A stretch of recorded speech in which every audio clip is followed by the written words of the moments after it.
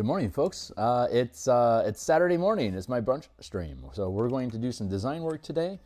Give me a second here to check my signal. We'll get to work on martial powers for subclasses for monks and rangers. That's on our agenda today. And it sounds like my mic is coming through loud and clear. So let me drop that volume down so I don't have to hear myself too much. I want to hear myself a little bit, but not enough, because once when I turned off the volume, I disconnected from streaming and didn't realize it for about a half hour. So that's useful information to have. I want to keep that on tap. But give me a second here. I'll get through all my updates. I'll do an intro here for you guys real quick, just so you know who I am, so we can get to work and stuff makes sense. So hey, my name is Phil Kearney. I create role-playing games. I illustrate them and I publish them online. And I've been creating content for Dungeons & Dragons 5th edition, publishing on the DMsGuild since I think the first book I published was in 2018. And I've been a DM since 1987. I've been a Magic the Gathering enthusiast since 1995. I've been a freelance illustrator since 1999. And all that stuff came together for me when the Guildmaster's Guide to Ravnica published in 2018. Or was it 2016? I don't remember exactly when it came out. But when the DMsGuild was published, when Guildmaster's Guide to Ravnica published on by Wizards of the Coast, that was what I thought was going to be the official start of Wizards integrating color mana system from Magic the Gathering into the D&D games, because that's how it used to be back in the olden days of Hold on, I feel like my screen is unaligned. Why am I shunted like this?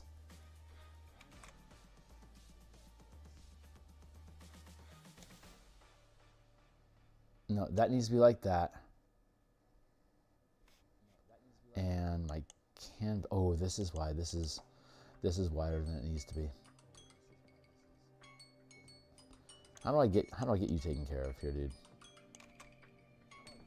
I'm gonna hit my alarm here. Yeah, I'm messing around with my windows here real quick because something is out of alignment. Let's see if I can bring that down a tig and expand this a smidge.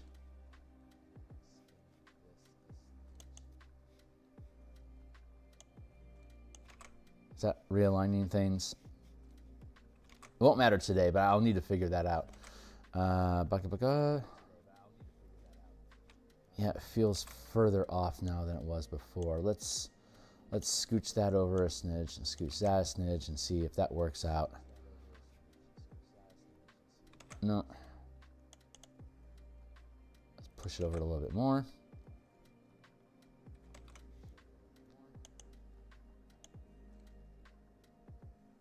Expand that out a bit.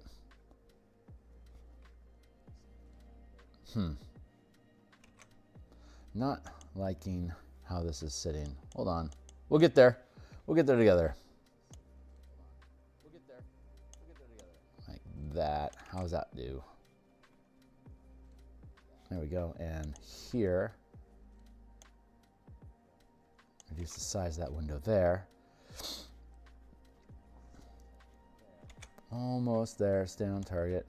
Drop that down a snig more. We'll raise this up a bit. Like that. Just get things aligned.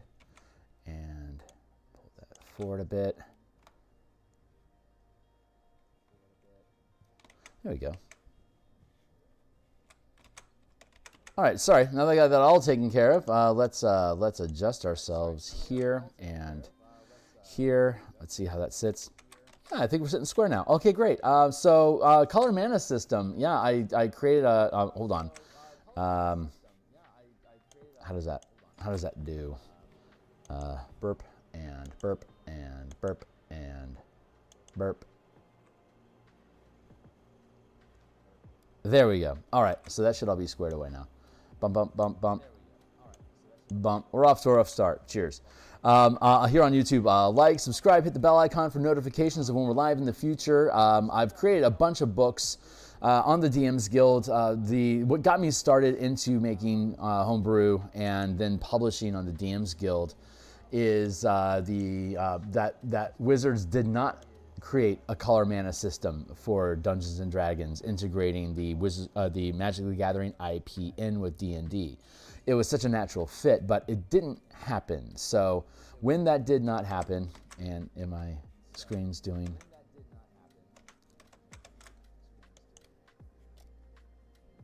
Yeah, good. Okay, great. So when they didn't pull the trigger on it, in third edition, when they came in with a new like campaign or like mechanical concept or something, they would there,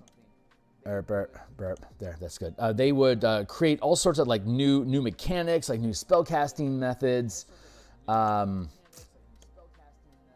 I'm distracting myself here with weird windowness. There, okay, great. That feels better for me. They would create like new spells and new feats and new magic items and new monsters and new base classes and new prestige classes and new skills, new ways to spend skill points. And then they would include potential like adventure nuggets. So it would be like they take an idea and they make like a 128-page splat book out of just that idea and like all the mechanical character and DM mechanics that go into that. They would completely build it out. So it's like, if you want to use this campaign, here's a cool way to do it. And they stopped doing that in 4th and 5th edition. So when Magic the Gathering came out, I didn't know they stopped doing this for 5e. I knew they did it for 4e, but like when Skag came out, what is it? The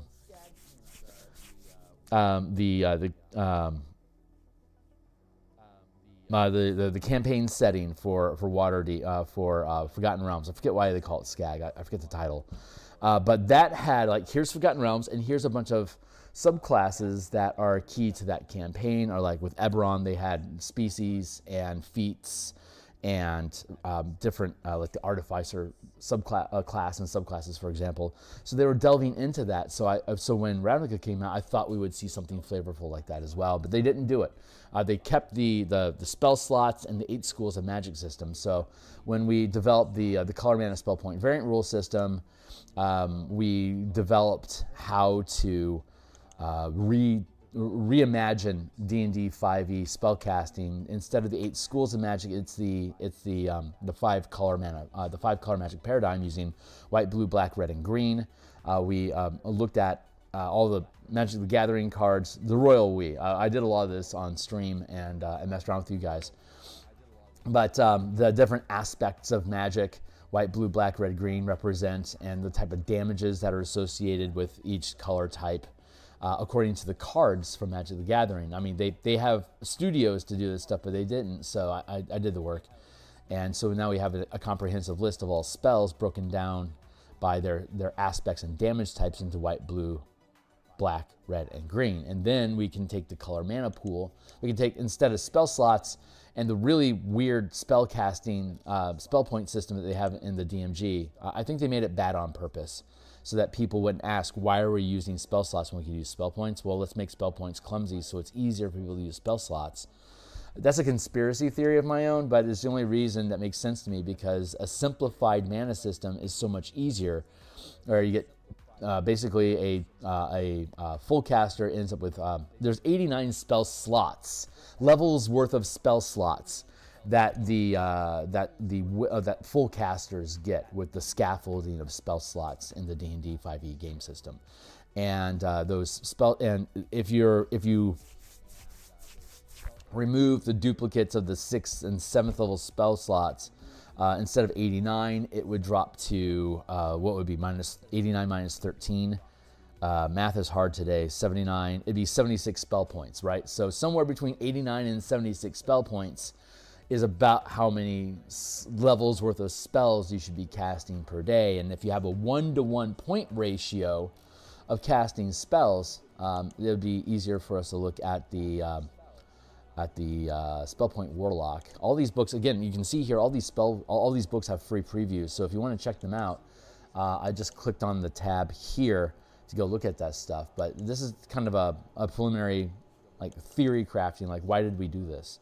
So if we have we broke down spell point Warlocks instead of having specific spell slots and then having to cast the spell at this maximum level. That's very restricting, and it's cute. But basically, Pact Magic and Mystic Arcanum is a separation between short rest mana and long rest mana. The monk, for instance, has short rest mana. Almost everyone else has long rest mana, except full casters often have means using a short rest to get mana back. So the recovery system is either short rest or long rest, and the Warlock does both. So if we deconstruct the spell slots into spell points using the DMG system, that's where this is at. When we rebuild this book for 2024, it's on our docket. So when we rebuild this, we're going to shunt this back into an appendix. By the way, if you want to use the shitty system from 2014, here's the math to it. But when the DMG 2014 was the only thing there, you lean forward first. Like, this is what's in the DMG, how spell point mechanics can operate, and here's your spell slot breakdown using the DMG. But that's clumsy, and you can't effectively use that with color mana.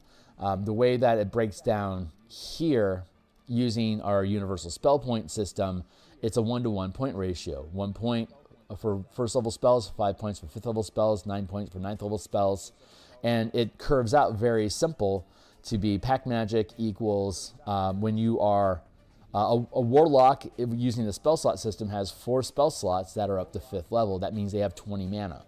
So we curve them out to have 20 mana to help compensate for the fact that they're going to be able to throw down one point of mana for a first level spell. They're going to have a lot more spell versatility, so we slow their rate of progress down for scaling to match what the monk could do with what is now focus points 1 to 20 from level 1 to 20. And so if you want to cast a 5th level spell at 9th level, you can do it once, and then you can do a 4th level spell, and then you'll have exhausted all of your mana. 5 plus 4 equals no mana left. Or you can just crack out 9 first level spells as a first level spell slot.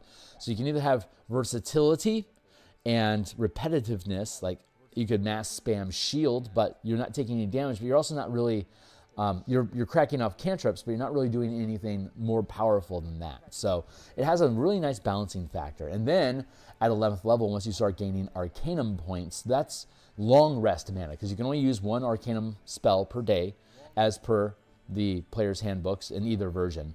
And instead of them allocating slots to it, it's just you can use a spell once and now it's gone. You can use that spell once, 6, 7, 8, 9, use them once they're gone. Instead, we convert that to the same progression, 6, 7, 8, 9. You get mana, 6, and then at 7th level, you have 13, and at 18th level, you have 21, and at 9th level, you have 30, because 9 plus 8 plus 7 plus 6 equals 30. We added in a 10th level spell slot because we push Wish to be a 10th level spell, and we give basically all full casters a different form of Wish, that they can do different things with them. A Warlock petitions their patron.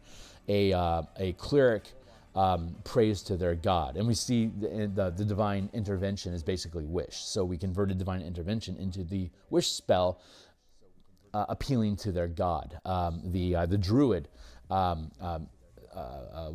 petitions its the spirits of the land. So they all have these limitations on what they can do with the Wish through the narrative of interacting with their higher power. Except for the wizard, of course. The wizard just breaks rules and just reshapes reality as you want. But at 10th level, you can now like do those on the fly things. Like these are accepted uses of it, like heal people or create items and stuff like that. Or you can replicate lower level spells as long as they have a single action to cast. So that actually works from level 9 to 1, so we implemented that. And then at 20th level Epic Wish, you can sacrifice mana permanently from your mana pool to change, to have a freewheeling wish, as it were. And the more mana you're willing to sacrifice to make the thing that you want do, that becomes a conversation between your patron and your character in the form of your player negotiating with your DM. Hey, I want to permanize haste. I always want haste active. I don't want to ever burn out, and I don't want to have to maintain concentration on it. This is a thing I want. And your DM could say, yeah, that's probably worth 15 mana. So you can give up 15 points of mana, either from Pact Magic or from your Mystic Arcanum points. And now you permanently have 15 points less to deal with, but you've permanized this spell effect. And that it could be like, one of the examples that we use is, I want to destroy Minzo Baranzan and kill all the Drow. It's like, okay, we could do that, but Loth is going to fight you over it, so I need you to dump your entire mana pool. to be able to do that, you can no longer cast spells, but you will have killed all the Drow, and you can change the campaign world that way, and probably just decide to retire your character, because you can't do it until your 20th level anyway. So it's a great way for you to capstone or bookend your campaign, and to start a new campaign, perhaps in the same world with these changes that you've made. Or you could be like, yeah, we've made this world unlivable or untenable because of the things that you wanted to do, but that's how the story went. So let's launch a new campaign in a new campaign world, or an alternate timeline with in the multiverse with like a different version of Toril that hasn't been destroyed by Mizobrandzen, so we can play maybe an Elven, a Drow campaign. Those are the ideas. And so the long rest short rest mana, pact mana, cannot be used to cast Mystic Arcanum spells. But instead of casting Mystic Arcanum spells, you could spend your long rest mana to cast additional Pact Magic spells level 1 to 5. So Mystic Arcanum can be used to cast anything, but Pact Magic can only be used to cast spells level 1 to 5. In that sense, we were able to create a spell point Warlock, and using the 5-color mana system, 1 point per level, and as long as we were looking at the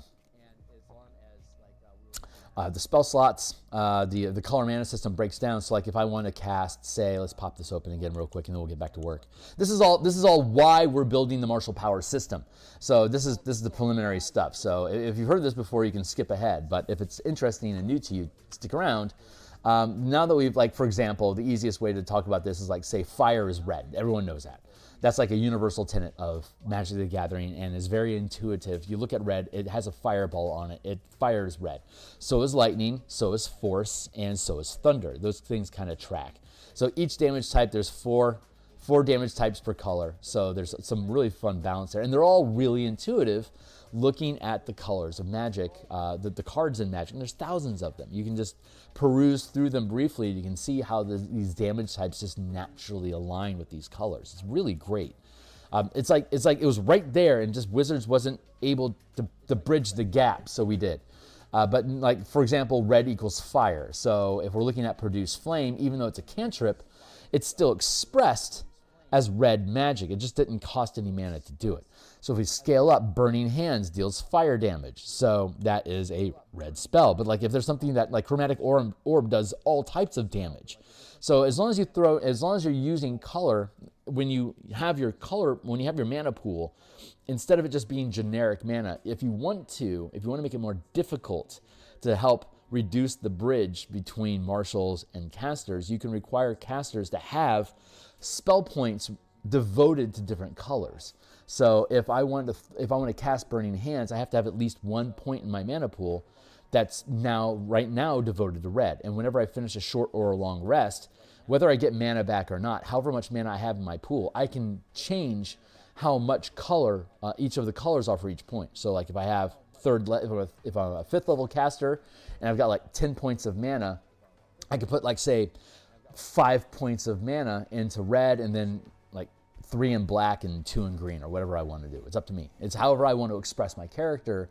I can then start selecting spells that are aligning with, like, how I like to express my characters. I like to have a Rakdos character, so let's do red and black specifically. So that means I'm going to naturally want to cast spells that are red and black. So like Burning Hands makes sense. Charm Person is totally sitting inside of the tenets of black and red, as well as blue, but I don't use blue magic. So I can just use a point of black or a point of red to cast Charm Person. But when I run out of red mana, I can't cast Burning Hands at all. I have to take a short rest to realign my color to redevote mana that remains to red so I can keep casting Burning Hands. Or, alternatively, I could spend downtime and research a spell, so it could be any color that I wanted. So, like, for example, Cure Wounds is not a black or red spell. But as a Rakdos character, maybe I want to have access to healing. So I could research or gain access, or be granted, like through my guild, I could just get access to X amount of spells, depending on how you run your campaign. I could have Cure Wounds. It would be able to be cast as white and green as usual, but for my character, because that's how I studied it, I could cast it with, say, black magic. So when I'm casting Cure Wounds, it's like a necrotic effect. I'm pulling energy, like I'm rotting the environment around me to heal my body. And the narrative is your own flavor, but that's like black magic feels different from white magic, feels different from blue magic and red magic and green magic. It's all different. And you can see that in the Magic the Gathering cards if you're an enthusiast. And if you're not, then the system that we developed here introduces you to those ideas, which is what the core mechanics book does. Is it introduces you to the ideas of how these flavors operate inside your game. And that's awesome for full casters and for half casters, but the marshals don't get anything, and everything in Magic the Gathering is expressed through the identity of color mana. And basically all the creatures out there are either summoned by these different colors or can use the colors themselves to do different effects during combat. So we wanted to bridge that gap and create a holistic system, an all-encompassing system where all 13 classes can use the same mana system to drive the resources of their characters. So that introduces to us, and you can see it here, the Martial Powers system, which we are currently playtesting. I've playtested with my home table from level 16 to 20 when we first came up with it, just to see, is it more broken than normal 16 to 20 campaigns? The answer is no. So this system works, but we have to deconstruct it so that it works at all levels, not just the 4th tier. In the 4th tier, you can do pretty much anything you want. It's fine. When people are throwing wishes around and imprisoning people and destroying things with a word, that kind of sets the scale for what a character can do. So now it's just a matter of staying inside of that scaffold and curving it down so it balances from 20th down to 1st level. So later we had a playtest team come through at 6th and 7th level, and now we're doing a play. Excuse me. Now we're running a playtest on my Discord channel from level 3 to 10 inside of a progressive mega dungeon, old Beckme style dungeon crawling, because there's high density of monsters, exploration, and some social, but mostly exploration and combat inside of dungeons, which is the 2 pillars where martials excel with the options that we have in the martial power system. But it basically converts all of the barbarian, all these martial classes into a half casting progression. So if you implement this and the spell point system that I have for full casters, you're basically having every class in the game either be a half caster or a full caster, which drastically reduces the divide between the two types of characters. So it's not hybrid half caster, full caster, and martial. Now all martials are just half casters, and the full cast. So you have spellcasters and you have martials. So there's only that dichotomy, and bridging that gap in power between the two is very easy in comparison to how am I going to make like the rogue and the fighter ever compare to what a wizard can do or a cleric can do. It's like, well, now you're asking the question, how can I step up the ranger and the paladin and the artificer and like a magus idea? Like, how can I get those things to match power to the full casters? And that's a lot easier. The solutions that we have right now is full casters have a full rest mana pool, is a huge mana pool that they can burst a nova with. So they can crack out a shitload of mana in a short period of time, because the spells that they cast are high mana cost, high impact, changing reality, trivializing encounters, destroying enemies. That's the power that you get from the full caster, but they're not flexible. The martial classes, they gain short rest mana, so they can't do lots like huge burst damage like the 9 or 10 mana pops that the full casters can. But they can crack out small doses of like 3, 4, 5 mana at a time. Like once you get to 5th level, that's second rank. Like you have 5 levels of magic, or 5 ranks of power, 1, 5, 9, 13, 17. And the amount of mana that you get, again, is like the monk or like the warlock that we showed, where you get 1 point per level. And there's about 80 options for like different types of like cantrip effects that these classes can have that don't require spending mana at all. And then, like we like to talk about, there's the empowered actions, where you sacrifice your character's action economy to generate free mana. So if I'm a fighter at 11th level, I can cast up to 3rd rank spells, because half casting, or have 3rd rank powers, and if I don't move, if I stay still, I can gain 1 point of mana for free. If I sacrifice my bonus action instead of using it, depending on my level, like at 11th level, I generate 2 points of mana. So if I sacrifice my movement and my bonus action, I get 3 points of mana this turn for me to do something with it during my standard action. And an 11th level fighter has 3 attacks. I can sacrifice attacks. Each attack I sacrifice is 1 point of mana. So I have to have something left over to do something with. If I'm not taking the attack action as a fighter, that means like I'm using the magic action or implement or utilize, whatever action it is that I'm using. That would, if I sacrifice my bonus action and my movement, all I have is my standard action left. And if I break that up across 3 attacks, I can sacrifice 2 attacks. I've now generated 5 points of mana for my character that round for free without actually even touching my mana pool. And say at 11th level, I have 11 mana. I could, with being able to spend 3 mana per power, I'm going to run out of mana basically after three castings, right, until I take a long rest, and that sucks. Short rest, and that would suck. So by sacrificing action economy during combat specifically, I can generate that mana for free by sacrificing my actions. So I sacrifice 2 attacks at 11th level, I sacrifice my movement, and I sacrifice my bonus action. I now have only 1 attack that I can make. And I could say, put 2 mana into ramping my attack roll. So I'm going to make sure I hit that thing. And then that would leave 3 points left over for me to then spend, kind of like a 2014 Paladin, to ramp my damage and cause some sort of condition effect, like daze them or stun them or banish them or blind them or life leech them, life steal, so that I gain temporary hit points, stuff like that. So that way, the balance there is full casters can't manipulate their action economy to generate mana for free, but they've got up to 9th level spells and they can do burst damage. The martial characters, they have very low burn, very low cost, very low impact, action to action to action to action, just be able to spam them cantrip style.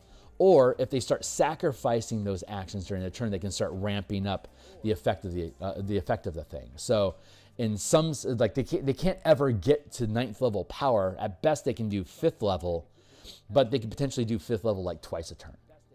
So in that way, over the course of a day, between the short rest that long rest casters can take, they end up having about 100 mana per day.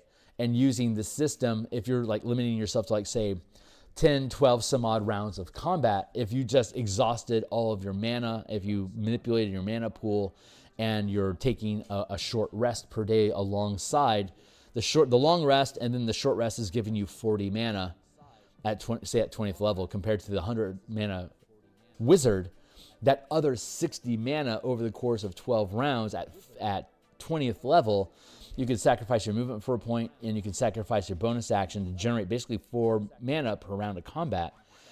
If that's the level of aggression that you want. And if, say, over the course of 12 levels, 4 mana per round, that's going to be an extra 50 mana. Plus the 20 mana that you can dump off of your pool here, that's going to get you around 100 mana as well. Like the fighter can sacrifice its second wind to gain a couple points of mana. The monk has its uncanny recovery feature. There's options like that exist. Like with this system, the paladin can sacrifice. They can, instead of healing hit points with their lay on hands, they can heal mana for anybody. So they can become a mana battery in that sense to help the entire team, full casters and marshals. But all of them have ways to cheat in extra mana as well that get them around the 100 mana mark. If you have, say, a 12-round combat day. So in that sense, they're all basically burning the same amount of resources and mana per day, level per level, between the marshals and the full casters. And they all have prepared powers and bonus powers per level. So they have the same amount of resources, and they have the same amount of options that they can swap out and prepare on a daily basis, to be able to basically match the verisimilitude and resources that the spellcasters have, but still feel completely different because they're working from a martial standpoint instead of a full caster standpoint. So that's my TED talk on what the martial power system does. And it spends mana, and you could, and again with this color mana system, you could decide, say, There's 5 different types of disciplines. There's exploits that modify die rolls. There's maneuvers that are point and click, like hold person would be considered a maneuver, for instance. There's reactions, which are both opportunity attacks and reactions like counterspell and shield and stuff like that. We have a ton of options for those. 21 of them isn't a ton, perhaps, but there are 21 different types of reactions in this game. The strikes are like the old school 2014 Paladin smites, where if you hit something, then you can choose to spend mana to do something more, including the hit. And there's 26 types of strikes that rank from 1 to 4, so anywhere from 1 to 4 mana. And then sustained powers are like concentration effects that affect that self-buff your character, but they don't actually require any they don't require concentration, because the martial characters are expected to be going toe-to-toe with enemies repeatedly and risking getting hit repeatedly. If they had to maintain concentration on these powers, they would dump these powers all the time. Full casters have to maintain concentration, and the more mana the higher level spell you're maintaining concentration for, the more difficult it becomes for you to keep concentration, because the DC increases with the amount of mana that you're maintaining. So full casters want to stay the hell away from combat and be protected while they're throwing down these world-changing events to be able to help trivialize combat. And it's the marshals that want to put themselves in front of the casters to keep them safe on the backline. So the tank, the tank and the aggro system that we expect in video games, we have those mechanics in here so that you can keep enemies off of your caster and have them stay focused on you while you're using your mana, your hit points, and your attack actions to try to resolve them, while your caster's off the front line, on the back line, or even and there's like that midline space that floats between like martial full casters like Bard of Valor, or like the Blade Singer, for instance. They can exist inside of those spaces as they want to bounce. And the martial casters, like the rangers, the paladins, the artificers, the warlocks, they can still cast spells that require concentration, but it's difficult for them to maintain it. But they gain utility through that. And then the pure martials, the fighters, the barbarians, the rogues, the monks, their utility comes from the diversity of different types of powers that modify die rolls, but it's the actual spell casting. So those hybrid classes still exist, and the full casters still exist, and they don't want to take damage. They don't want to have to make saving throws, because that could ruin their concentration. So there's a fun balance point that we've been exploring in our playtesting, and it's proving to be a very different type of flavor. So to be able to make all these systems compliant, if you want to check it out, we went through the entire system for all the spellcasters to realign them and recreate, reimagine the class features that they have to work specifically with mana. And so the martial power system here that we're going through is designed to reimagine the martial classes to also utilize mana first. Like for example, Barbarian Rage. You can regain Rage by spending mana. A Barbarian can also spend hit dice to gain mana. So like the Barbarian leans into their primal, the primal kill myself despite my enemies sort of gameplay that you expect from a Barbarian, to be able to make the Barbarian more barbarian than it is currently. And because the mana is fueling their rage, and their own hit dice are fueling that rage as well. And so so we have the base scaffold that we fixed using 2024 rules, because that's all that Wizards is going to be publishing in the future. And but you can, since it's a different system than 2014, we're basically providing you all the mechanics that you need self-contained in this document. So if you still want to use 2014, you can. This thing is self-referential for you to be able to do so. So 2014 or 2024, it doesn't matter if you're using these books. You can play either way, up to you. Right, so we rebuild the scaffold for the core class, and then we're starting with the 2024 subclasses. So we've already taken care of the Barbarian and the Fighter. We also have all the Forsaken classes, which are those that are not yet published by Wizards of the Coast, but did exist in 2014. We have the basic scaffold, or the build out for all of those as well from the 2014 content, because we started building this before 2024 published. So we started off thinking that all these would be there. Then 2024 came out. I was like, oh, let's see what happens. It turns out 2024 is actually really cool mechanics. I like them better than 2014. They make this system easier to use, and even if you don't use this system, it's just a better system. So everyone will eventually migrate over, just like everyone eventually migrated over to 2nd edition, just like everyone eventually migrated over to 3.5. Everyone is going to eventually migrate over to 5.5 WotC. So we already took care of the fighter and its scaffold in past episodes. You can check the playlist down below for all of that. And we just yesterday we started working on the monk, but we aren't done. So we're gonna get back to work. Oh, cool. We're doing good on our time. So picking up where we left off last time, the way that we do this is we look at the subclass. We do the features of the subclass first, because a lot of them are unchanged from the 2024 rules, but some of them do need tweaking because of how the mana system works. And once we go through the features, we'll look at the list of powers that were chosen, because because we're updating these from the 2014 rules, and we've been playtesting, so we want to make sure these are all current. We've made changes to some of the powers upline because of the playtesting that we're doing. This isn't necessarily an accurate list anymore, so we need to verify it's still good. So we're going to start with Warrior of the Elements. We're going to continue with Warrior of the Open Hand. And once that's done, we'll skip the Forsaken classes, because we're skipping the Forsaken classes for now. I'm also going to skip Paladin today, and instead I want to get into down, because we have all the Paladin stuff here as well. So I'm going to skip the Paladin and get into the Ranger and start going through the scaffold for the Ranger to make sure everything still jives, and then go into the 2024 conclaves for the Ranger as well. And I suspect we're going to be here for another 2 hours, so I suspect we're going to be able to get this all finished today. Monday night is when we have our playtest, and we don't have a Paladin on our team currently, so that's why I'm skipping Paladin. We have a Ranger, we have a Rogue, we have a Monk, we have a Ranger. So Rogue, Ranger, Monk. Those are the 3 characters I currently have, and hopefully we're picking up a 4th player that'll either take Paladin or Warlock or Artificer, so we can continue playing with that. And once we get to level 6, we'll start opening it up and start integrating the full casters back into the mid-league as options, so that we can just roll the entire team. If you're interested in this stuff and you want to play test, my Discord is here. You're welcome to join, and it's Monday nights in Seattle at 5:30 till 9 is when I run the playtest. You use a clock to figure out when that is in your time, and if that jives with you and you're interested in playing, all my playtesters that participate get a free copy of the book when it publishes, and get credits in the book for participating as a thank you.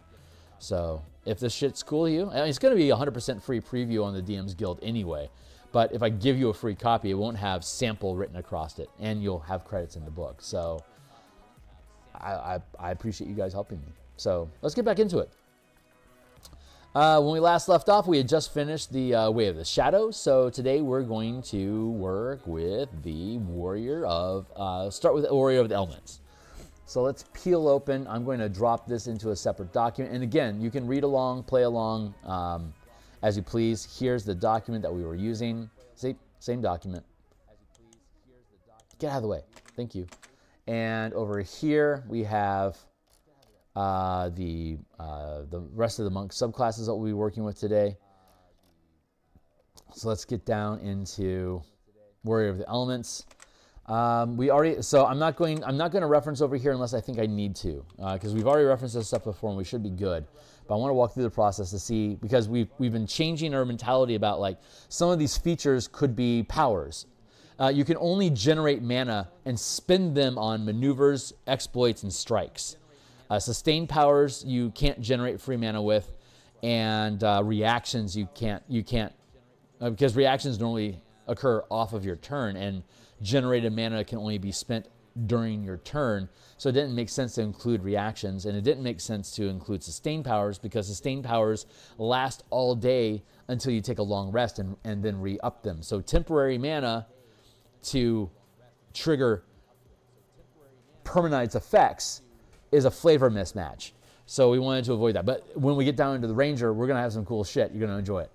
So, so the features, so again, we go through the features first, and then we'll look at all of the powers. unless a feature is referencing a power, in which case we'll look at it right now. And we have our list of powers.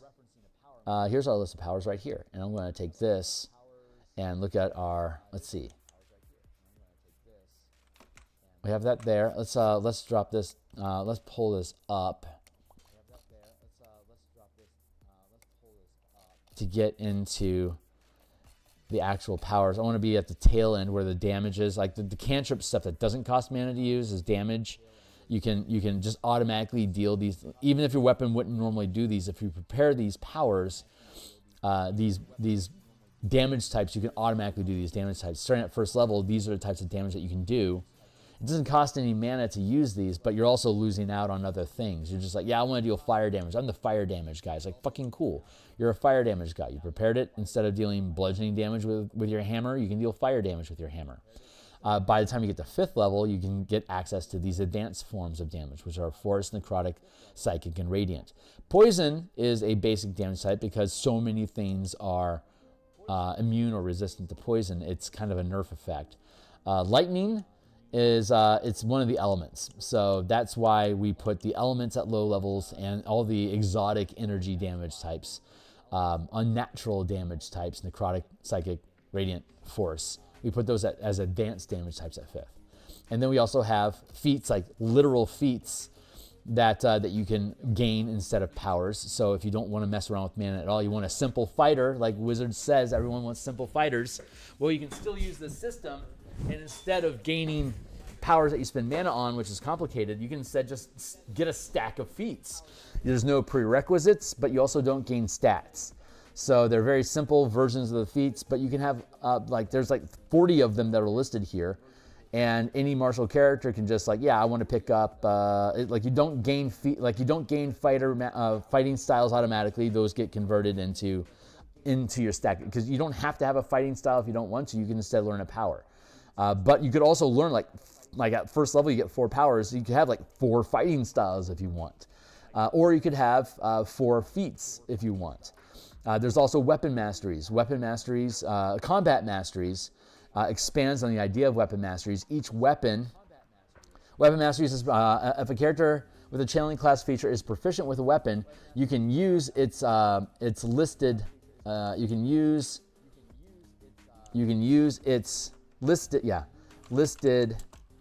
You can use the. I should reword that. You can use the mastery listed as a property for that weapon,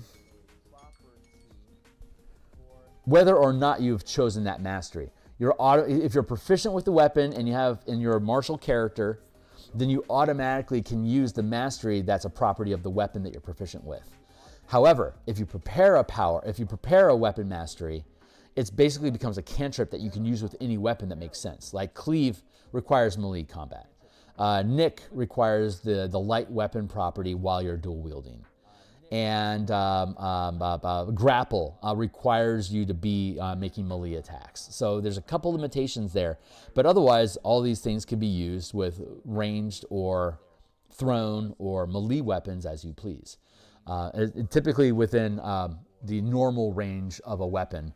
And if it's a ranged weapon like a bow or a crossbow or a sling, where it has ammunition, then the amount of damage that you deal is reduced, and the amount of damage that you deal with these with these strike effects is the power die, which is like a superiority die, a martial arts die, or a bardic inspiration die. It modifies your die rolls, either damage rolls or D20 tests. And at first level, it's a D6. At 9th level, it's a D8. And at 17th level, it's a D10. So you can, if you're using like a crossbow or a longbow or a sling, instead of using, like, say, at first level, instead of adding D6 to the damage when you hit with a strike, it uses a D4. At 9th level, instead of a D8, it's a D6. At 17th level, instead of being a D10, it's a D8. So you reduce the die type for weapons with ammunition. The power doesn't flow as smoothly because you have to flow the power through your weapon into the ammunition that then gets launched. So the meta narrative there, the Ludo narrative there, is that transferring that power into another object that's leaving you to go hit somebody else. that becomes less potent power, so it deals less damage. As opposed to, like, say, an axe that you throw at somebody, you're infusing the power directly into the axe that's hitting them. If you wanted to use that stone and throw the stone at them, instead of using a sling, you would be throwing it at them and it would be dealing the normal damage because you're throwing it using your actual own self to propel it.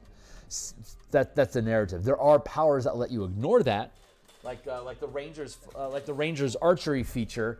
If you select that instead of dual wielding, then you can always deal the same type of power die, whether it's with a ranged weapon or not, because that's the Ranger. They're cool. So that's probably enough pontification right now. But just to say one last word, the monk starts with a D6, then gets a D8 at 5, and gets a D10 at 11, and gets a D10 at 17. You can use your martial arts die instead of your power die. So you start with a D6, and instead of capping at a D10 at 17, you have a D12. And so then if you were to use a ranged weapon like a bow, you would have a D10 instead of a D12 at 17th level and still be just as good. The monk is just naturally better at wielding power than anyone else is because it's a monk. It fits the narrative of martial magic, is very much in the wheelhouse of the monk. The battle master for the fighter is also better than anyone else at wielding power, and it gets its D8, D10, and D12 like the player's handbook would have it.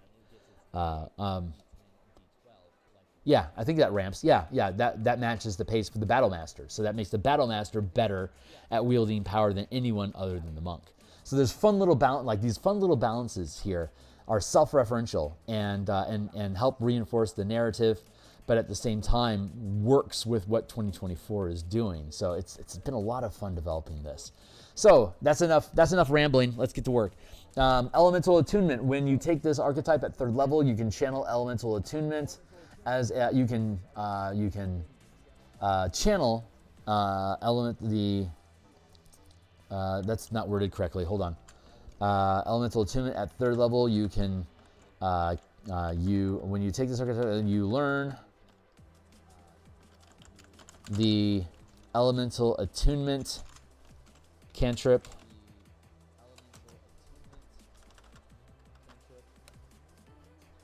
No, that's it here. I'm tripping. Hold on. Manipulate elements, which is at 3rd level. You learn the Elementalist cantrip, as per WotC. Elemental Attunement. Let's look at this. When you take the archetype at 3rd level, you can channel Elemental Attunement as a first rank. As a first rank sustained power. While sustained, you can choose to increase the reach of your unarmed attacks and natural weapons you can choose to increase the reach of your unarmed attacks and natural weapons by 5 feet and deal elemental damage instead of your normal weapon damage type from the following list. You can change the damage type each time you sustain the power. How does that work over here? Because it's been a while since I looked at this and we've been updating it. So,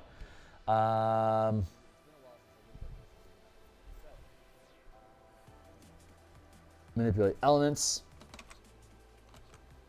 elemental burst. Yeah, elemental attunement. There it is. Elemental attunement. So it reads as, at the start of your turn, you can expend one focus point to imbue yourself with elemental energy. The energy lasts for 10 minutes or until you have the incapacitated condition. You gain the following benefits while this feature is active. Reach. When you make an unarmed strike, your reach is 10 feet. Elemental strike. When you hit with an unarmed attack, you can change the type acid, cold, fire, lightning, or thunder damage rather than its normal type. When you deal one of these types with it, you can also force the target to make a strength saving throw on a failed save. You can move the target up to 10 feet towards or away from you as elemental energy swirls around it. When you take this archetype at 3rd level, you can channel Elemental Attunement as a first rank sustained power, which means you're going to, which is basically a non-concentration spell effect, but once you turn it on, it stays on all day. So instead of 1 point per mana every 10 minutes, it's 1 point and you're done. And it stays on all day if you want. You can turn it off at will and turn it back on again every 10 minutes if you wanted to, but you don't have to. But it's a sustained power, so you can't generate mana for free, so it does cost mana from your mana pool to turn it on. But once it's on, it's on. While sustained, you can choose to increase the reach of your unarmed attacks and natural weapons by 5 feet and deal elemental damage instead of normal weapon damage type from the following list: acid, cold, fire, lightning, thunder. You can change the damage type. Does it say when you make the attack, or is it permanently? Damage type. Whenever you hit, you can change the damage type each time you hit with an attack this way, period. Better. And let's see. There's the push and pull feature. So we don't have it. I didn't mention it specifically, but we adjusted martial arts, the feature martial arts, so that you automatically gain the grapple and topple combat masteries for free. And let's see. This is probably an instance. Let's go down and look at the Way of the Elements. Powered ability. You know what? What we should do is have push.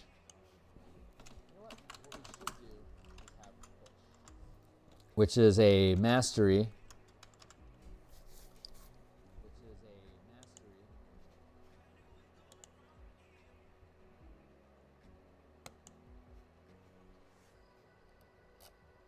Let's go down here.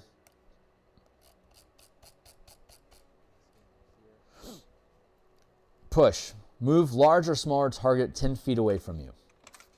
So we get the push feature for free, and anytime you make an attack, because it's something you have prepared and it's always prepared, you can always push something.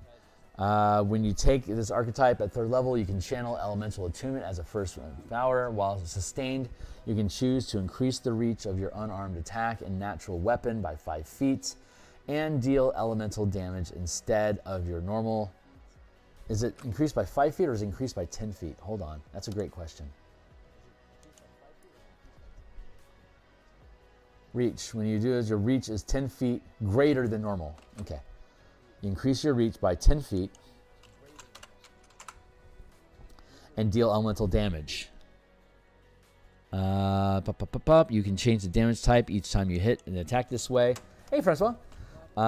In addition, you can there's a push-pull.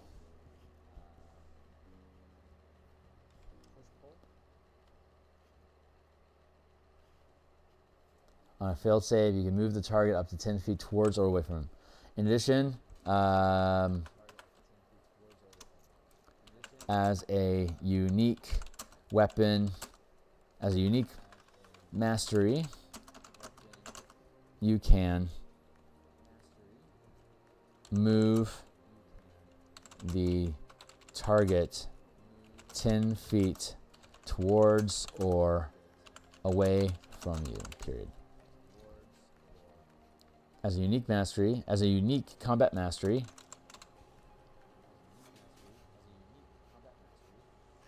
there, okay. So yeah, we can remove push and we're going to add back in empowered ability. How you doing today, Francois?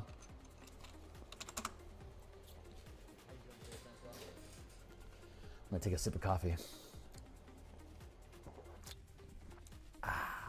And back it up with a sip of water.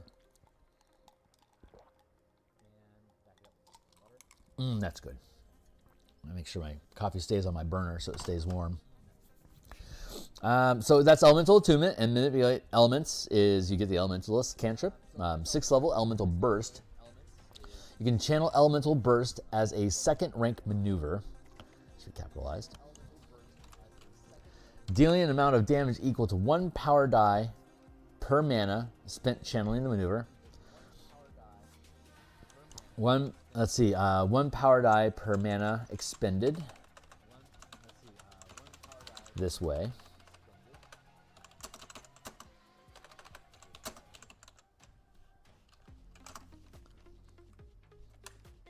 You can choose acid, cold, fire, lightning, or thunder damage to all creatures within 20 feet radius of a location up to 120 feet away.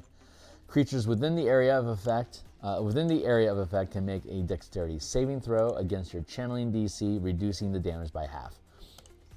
So it takes 2 mana. It's a maneuver, which means you can generate mana for free to use it. And maneuvers can be used as a bonus action, a standard action, basically a magic action as a bonus action, a magic action, or both during the same turn. If you generate mana, like if you at 6th level, you can only generate 1 point of mana with your bonus action. You can also generate a point of mana by staying still. So if you wanted to cast Elemental Burst for free, you'd use the magic action and sacrifice your bonus action and movement to be able to lob 2 points of mana for free to hit, and then they make their saving throw. There you go. So, hey, what's up? Good. Spirit, a bunch of new Elder medals. Oh, no shit. I didn't know you were a Warhammer enthusiast. That's awesome. I am not a collector or a painter at all. I don't see color, so I would never paint miniatures. That'd be dumb of me. But I love the lore and the world of Warhammer. Heavy respect for it, and I respect the art of sculpting. And I have a lot of friends that are like into Car Wars and Warhammer and like what is it? I think it's is it Hate or Rage? I can't remember the name. It's like a zombie apocalypse sort of game. But yeah, love that stuff, man. Good for you. Cheers. Stride of the Elements, while sustaining elemental attunement. Here, you also gain a fly and swim speed. How is do we ramp that cost, or does it stay the same? Hold on. Yeah, it only costs one. Geez, it only costs 1 point of mana for that. That's efficient. While sustaining elemental attunement. Yeah. While sustaining element, oh boy, more elemental attunement sustained. So while sustaining elemental attunement, your movement speed increases an additional 20 feet, and you gain resistance to 1 type of damage from acid, cold, fire, lightning, or thunder damage. You can change which elemental you resist at the beginning of your turn or as a reaction. Oh, I love that. In addition, while sustaining this power, you deal an extra power die of damage when you deal your chosen elemental damage type with your monk weapons. This extra die can be added to any additional power dice rolled when you channel a strike power. Lastly, when you sustain elemental attunement, you gain the benefit of the Overrun exploit, dealing 1 power die of damage. You can spend additional mana to increase the amount of damage dealt, as described in the power above. So that is the Overrun exploit. Let's see, did we change the title of Overrun, or did it remain the same? Let's find out together. It's an exploit, which means it modifies an action that you're taking or a die roll. And these are sustained powers. Let's get up into exploits.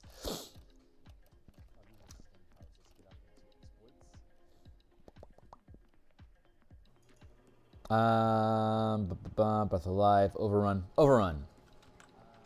You gain the Overrun exploit. Overrun. When you channel this exploit while using your movement, you can't sacrifice movement to do this because you have to stay still if you do. So, but you could sacrifice your bonus action, or you could sacrifice an attack. So, like if you needed to, like if you have let's say if you have 2 attacks, and you want it, well, actually, you get this at 17th level. So yeah, let's say you get 2 attacks, you make 1 attack, and then you move, and when you move, you could burn mana, say 1 point. So that occupying space, let's see, when you channel this exploit while using your movement, you can move through a number of 5-foot spaces occupied by creatures equal to the mana channeled, equal to the mana expended this way. So if I spend 2 points of mana, I can move through 2 5-foot squares. Creatures occupying space that you move through this way take 1 power die of force damage for each mana channeled. You can make a dexterity saving throw. Each can make a dexterity saving throw for half. If you end your turn in the space occupied by another creature, you instead end your turn in the most recently unoccupied space that you move through during your turn without dealing any damage to the creature. Creatures can only take damage this way once per turn. So if I spend 3 mana to move through a huge target, I could move through that huge target 3 squares, and that cashes out the ability. But I'm only going to do 3 dice worth of damage to that creature, like 3d8 damage to it once, and not 3d8, 3d8, 3d8. Or alternatively, I can move through 3 medium-sized targets, each taking 3d8 damage. This does force damage specifically, so let's go revisit the ability. In addition, while sustaining its power, you gain, lastly, when you sustain elemental attunement, you gain the benefit of the overrun exploit, dealing 1 power die of damage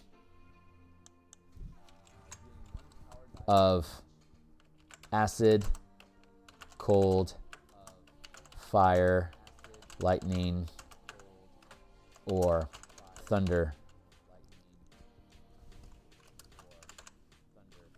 damage. There. You can spend additional mana to increase the amount of damage dealt. You can, to increase the amount of damage dealt and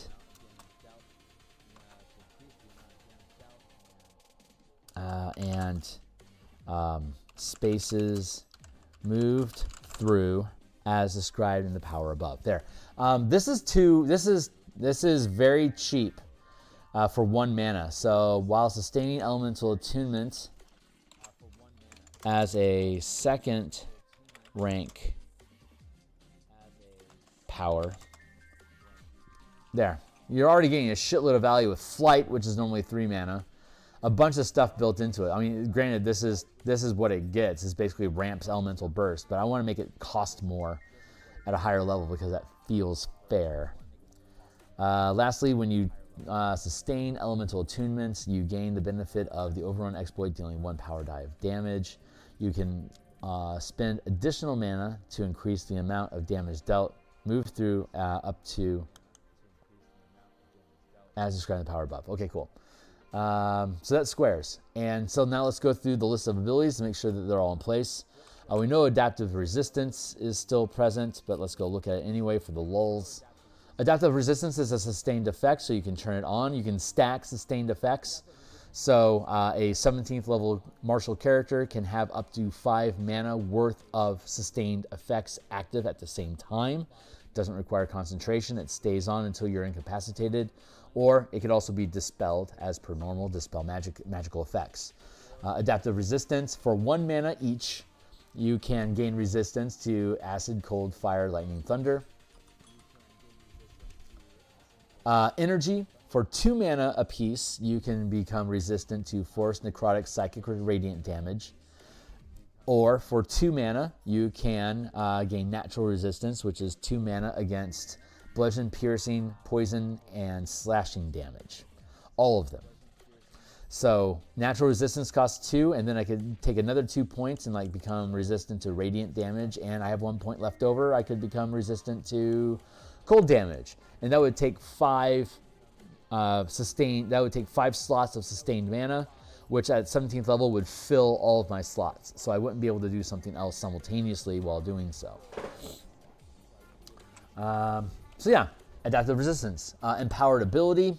It's also first rank power. Sustained. While sustaining this power, choose 1 ability score. You have advantage when rolling checks and saves for the chosen ability. And a kicker effect, which is you turn on and keep the effect on for 1 mana, and then the kicker effect is on the fly, like during your turn, while this power is sustained, you can roll 1 power die per mana expended while this power is... Kickers are considered exploits, which modify die rolls or different actions that you take. So when it says kicker, it's implied that it's an exploit, which we described up above. When this power is sustained, you can roll 1 power die per mana expended up to your max channel limit. Expended this way is the wording that we're using. Up to your max channel limit, adding the highest roll to the result of an ability check or save using the channeled ability. If the check fails, restore the kicker mana to your pool. You can sustain this power multiple times, choosing a different ability each time. I should actually have that here. There. And then the kicker is, while the power is sustained, you can spend, you can roll 1 power die per mana that you spend up to your max channel limit, adding the highest roll to the result. So if I'm 17th level as a monk throwing D12s, if I dump 5 mana as a kicker into, making a Constitution saving throw, I would then roll 5 12-sided dice. I would take the best result and add it to whatever my saving throw already was. And if that means it succeeds, I lose all 5 mana. If I still fail, I get all 5 mana back. The more dice that you spend, the higher the increased chance it is that you have a really good die roll, but not guaranteed. So you're gambling that. And that's a consistent thing throughout this game, where you can ramp your dice, but you're only going to keep the best die roll. And it overlaps with, like, it does not synergize with Bardic Inspiration. So if you're using a kicker effect like this, you can't also add Bardic Inspiration. So we're not completely blowing out the bounded accuracy curve. You're still going to stay inside of that, but you can still roll a D12 on top of everything else that you got going on.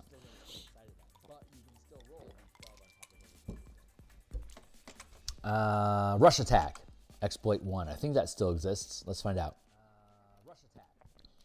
If it doesn't, we replace it. And that's also an exploit. So this is probably going to modify your movement, right? There it is. When you take the dash action, which could, for a monk, for example, could be a bonus action or an action, your pick. When you take the dash action, the first attack you make before your next attack is rolled with advantage. And you can roll 1 power die per mana spent this way, adding the result to the attack roll. Adding the highest result to your attack roll. Yeah, there you go. This gives you a point for free, so you get to attack with advantage and add a power die to the result of the attack roll. So you're sacrificing mana on top of the movements that you have to, specifically the dash action, not just movement, the dash action. But if you sacrifice your movement to generate mana, you can't move, so you can't dash. So this is going to force you to eat mana one way or the other. Dire Impact is a sustained power at first rank.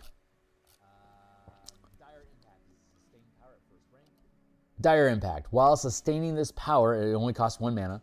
You can add 1 plus the max rank of power you gain to your weapon damage rolls. So at first level, it'd be a +2 damage to all your damage rolls. In addition, when you roll 1 or more power dice to deal damage, any power die that rolls below your max rank of power increases the result of that roll to equal your max rank of power. So if I'm first level, you can't roll worse than a 1, so it sucks at first level. But it would be a +2 bonus to all attacks, which curves within what you should be able to do as a first level character. By the time you get to 5th level, if I roll a power die to deal damage, if I roll a 1, it's a 2. And at 5th level, at 17th level, when I can have 5th rank power, if I roll below a 6 on my D10, or in the monk's case a D12, it automatically becomes if I roll below a 4, like 1, 2, 3, 4, it becomes a 5. So the minimum I can roll on my power dice is 5. So it only costs 1 mana to do that, but it doesn't really get fucking awesome until you start getting mid-levels. Deadly Presence is a 2nd rank sustained power. Deadly Presence. While this power is sustained and you are not restrained, stunned, paralyzed, or incapacitated, any creature you can see that begins its turn or moves within reach of your melee attack takes 1 power die of damage. It takes 1 power die of weapon damage. There you go. Deadly Presence. So this is like Thicket of Blades from 3rd edition. It was a stance that if anyone came near you, they automatically took damage for coming near you. So good. That's a good mage killer because they're automatically going to be taking damage. Let me reread that. While this power is sustained and you are not restrained, stunned, paralyzed, or incapacitated, any creature that you can see that begins its turn or moves within reach. So all you got to do is be near. All you have to do is have a spellcaster that's sustaining that's maintaining a concentration, be within range of you, you're going to force them to make saving throws no matter what. So yeah, good mage killer. Empowered Synergy is a second rank exploit. So let's go down to our exploits. And again, anyone that wants to read along, the document is literally right here, playtest doc. For you, it'll be a read-only document, look, don't touch. And again, when it publishes on the DMsGuild, like all these other books, it'll have a 100% free preview. So you'll be able to read along anyway. So, with, you know, all pretty pictures and stuff. Deadly Presence, Empowered Synergy is what we're looking for right now. Empowered Synergy is a sustained power.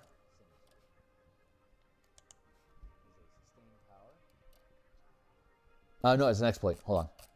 Yeah. Second rank exploit. Empowered Synergy. When you channel a maneuver or a sustained power, you can make, which requires either a magic action or a bonus action to do. So sustained powers and maneuvers can both, you can activate a sustained power and a maneuver in the same round. You could activate 2 sustained powers in one round. You could channel 2 maneuvers in one round. And so in exploits, modify die rolls and action economy. So Empowered Synergy, when you channel a maneuver or a sustained power, you can make a weapon attack with advantage as part of channeling the power. This attack can be made at the beginning, in, or during the power. So a maneuver, like for example, Flicker Pounce is a good example. Let's look at Flicker Pounce as a maneuver, just because we were looking at that yesterday with the Shadow Monk. So just because it's a fun one. Where are you at? 3rd rank.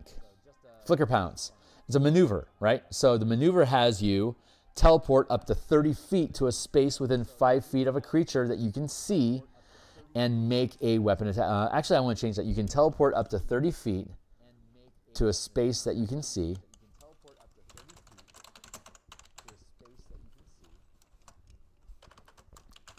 And make an attack against a creature within reach.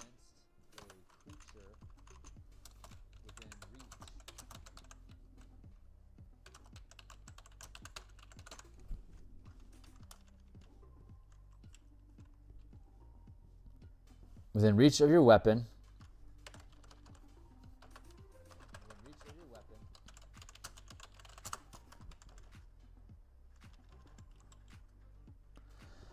Let's see, move up to 30 feet to a space that you can see and make an attack against a creature within reach of your melee weapon attack that you can see.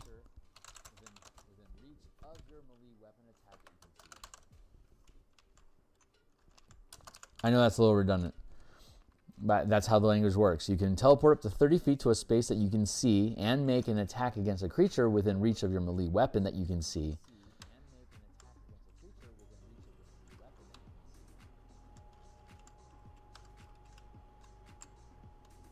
You can teleport up to 30 feet to a space that you can see and make an attack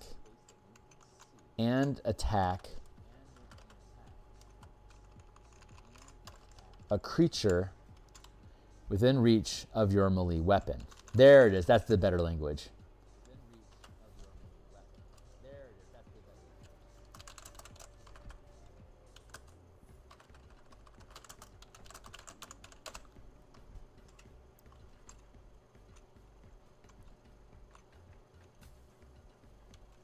To an unoccupied space that you can see and attack a creature within reach of your melee weapon that you can see.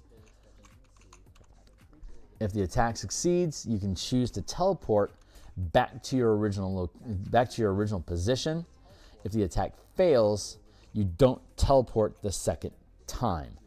And so if we use that, we can, as a maneuver or say a bonus action, we can teleport to that location and make an attack. And if we succeed, we can teleport back. But if we're stacking that with empowered synergy, when you channel a maneuver or sustain power, you can make a weapon attack with advantage as part of the channeling of the power. This attack can be made beginning, end, or during the power. So with Flicker Pounce, I can spend 3 points of mana to flicker to the location and make an attack.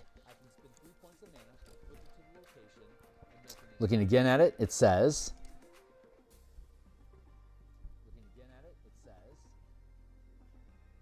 if the attack succeeds, I can choose to teleport back. So let's say I miss, I would then be stuck there, but with Empowered Synergy, I could then make an attack. If the attack succeeds, I could then teleport, where is it? Where'd it go? Hold on. Empowered, that's what I'm looking for. Come on, Empowered, there we go. You can make a weapon attack with advantage as part of the channeling power, which is, so I Flicker Pounce in, I make my attack, let's say I miss. So I could then follow it up with an attack with advantage, and I stay there. If I made the attack with Flicker Pounce, I hit, I can then teleport back. But before I teleport back, I could hit that target again, because I spent 2 extra mana. I could then trigger the effect, I hit them, I can attack with advantage, and then I can teleport back. Or if I use Empowered Synergy when I channel the Flicker Pounce, I can make an attack against a target that's already within reach of me with advantage, then teleport to the target and attack them, and whether I succeed or fail depends if I come back. Or, lastly, I use Flicker Pounce, I teleport to the target, I hit it, I teleport back, and now I can, with an Empowered Synergy, I could make an attack against a target that's within reach of me when I teleport back with advantage. So that's the versatility that you can use with Empowered Synergy working with Flicker Pounce, for instance. Which, of course, your character doesn't get Flicker Pounce for free, but you could pick it up if you wanted to at level 9. It's expensive to do all that stuff, but it's also super fucking cool. And you can generate mana by cashing out actions. Like I could cash out both of my attacks during my attack action to specifically do that. So it's only going to cost me 3 things to do, 3 mana to do that, and I still get 2 attacks, but I get to teleport as well while I do it. Hey, what's up? Hey, what's up, Foxtrot? It's good to see you, my guy. We're working on the martial power system, and we're playing with the monk right now. So we're updating. We've done a lot of playtesting over the past 2 months. And so it's time for us to start affecting the changes. And the primary changes that we're making is assessing, does a feature that a class get, should we make it a type of power that would potentially allow you to generate free mana to use? Or do we leave it as just a straight feature that costs mana that you don't get to use generated mana to affect? And how do those things play together with the powers that your character gets as a bonus power or powers that you could just choose to select? So these are the things that those are the interactions that we're playing with right now. And yeah, so we're playing with the Elementalist right now, and we've gone through the features, they all jive. Let's continue with Bursting Strike, which I think is an exploit. I don't think we got rid of it. I think it still exists, but I think it's been modified somehow. So let me check in to see where it's at. No, I think it's a strike power. Hold on. Yeah, we originally had an exploit as like a kicker effect, like you hit somebody and then you could tack on extra mana to do that thing to everybody. But that was, I'm pretty sure we determined that was broken, so I think we changed it. Bursting, yeah, it became a strike. So Bursting Strike is now a STR. Strike 3. So we have Sweeping Strike, which is 2 mana, which is your weapon damage increases by 1 power die per mana expended, and you can choose a second creature within 5 feet of your original attack and within reach of your attack with the same roll. You know what? Sweeping Strike should be first because it's basically just a mana spend version of Cleave. So no one's used Sweeping Strike yet, but I really think that should be down here. So if we drop that down here, this becomes 1, 2, 3, 4, 1, 2, 3, 4, 5. This is 3, 4, and this is 2. I want to have more powers at lower levels than I want less powers available to pick from as you gain levels, so that you're getting the bulk of benefit of what things can do at lower levels. Nothing is above 4th rank in power, and 1, 5, 9, 13, 17 at 13th level, you get access to 4th rank powers. At 17th level, you can channel up to 5 mana, but there's only 4 ranks of power. So everything that you can do with these powers, you can do by 13th level, which is within curve of most published campaigns that Wizards provides. so you can get access to everything, but then by 17, kind of like you can like over channel, like overclock it. So I want to have more things at lower levels. That's I think is important. And Sweeping Strike does the same thing that Cleave does, but it adds a power die of damage.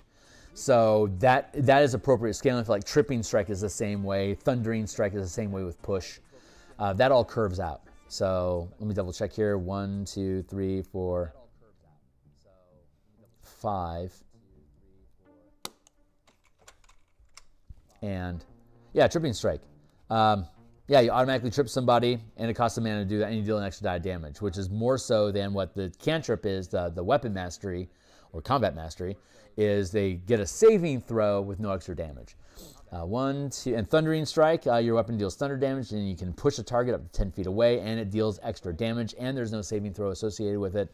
So that's appropriate scaling for the Thunder Strike. 1, 2, 3, 4, 5, 6, 7, 8, 9... 10, 11, 12, 13, 14, 15. Drastic difference between first and second ranked powers. But again, I want all of these can ramp up to 5 mana, or more so, or even overclock up to 8 mana if you're playing a paladin. Here's a fun factoid. We're not dealing with the paladin today. We're gonna work through the paladin on Tuesday. But just as a quick tangent, with the 2024 rules, a paladin smite spell can be used up to 9th level. So full casters that dip paladin are better than a paladin is at smiting. That feels like bullshit to me. So the way that the system works now is we get rid of the if you're using martial powers, you don't use smites, and instead your strike powers, they can go up to 5 mana for anybody, but the paladin can overclock that, and at 17th level, if you sacrifice your bonus action, you gain 3 points of mana. The paladin specifically, while smiting, can use that 3 points of mana and add it to your strike power on top of the mana that you have. So you can overclock it up to 8 dice of damage. Plus you get a free die of damage because you're a paladin, which takes you to 9 mana. So, or like 9 dice worth of damage, which is what 5e24 wants you to do, but only the paladin can do it. A sorcerer can't do that. A paladin can do it. So getting rid of the smite spells has the full casters relying on, say, True Strike to ramp their damage, and the Warlock gets access to strike powers as invocations, so it can do these things too. So. Channel is great elemental. Channel to grant elemental mana equal to rank to another player for 1 round. Grant mana to another player. Channel to grant elemental mana equal to. If you're suggesting a text change, let me know specifically what it is that we're looking at. And grant mana to another. Grant mana to another player. I don't know where that came from, but the paladin can sacrifice, can, instead of healing, it can give mana back to characters. Are you saying? We'll look at it on Tuesday. We're going to be working on paladin. I think that's probably where you're talking about there. Let's see. But until I get a clarification on that, I'm going to keep on. Curse of Exposure, 3rd rank reaction. Oh, there it is. A lower rank ability you were asking for. I don't know the context. I'm sorry. If you want to make comments about it in my Discord so I have more time to study it, that'd be great. Curse of Exposure, reaction 3. So let's go to reactions, 3rd rank. Curse of Exposure. Curse of Exposure. As a reaction to when you see a creature within range taking damage, and range is for everything, it's 60 feet unless it says otherwise. So as a reaction to when you see a creature within range taking damage, it has resistance to, if it has resistance, it loses this property. Alternatively, if the creature is immune to the damage, it instead has resistance. The effect ends immediately after the creature takes damage, and that curves into the amount of types of damage that you can deal. So that's like a good combo. So you said you have a bunch of rank 4 abilities, but wanted some lower rank abilities. No, what I meant was I want to make sure there's more. I want to make sure there's there's less powers at higher levels than lower levels. Like the first rank, I want most of the powers to be in first rank, some powers in second rank, third and fourth, but I want less powers at fourth rank than third rank and second rank. So it's a pyramid. Most of the powers at first level, then less powers at third, and then less at second, less more at third, and the least amount at fourth level. That's what I meant. Indestructible is fourth rank sustained power. So let's go down to sustained. Hopefully that's jiving now.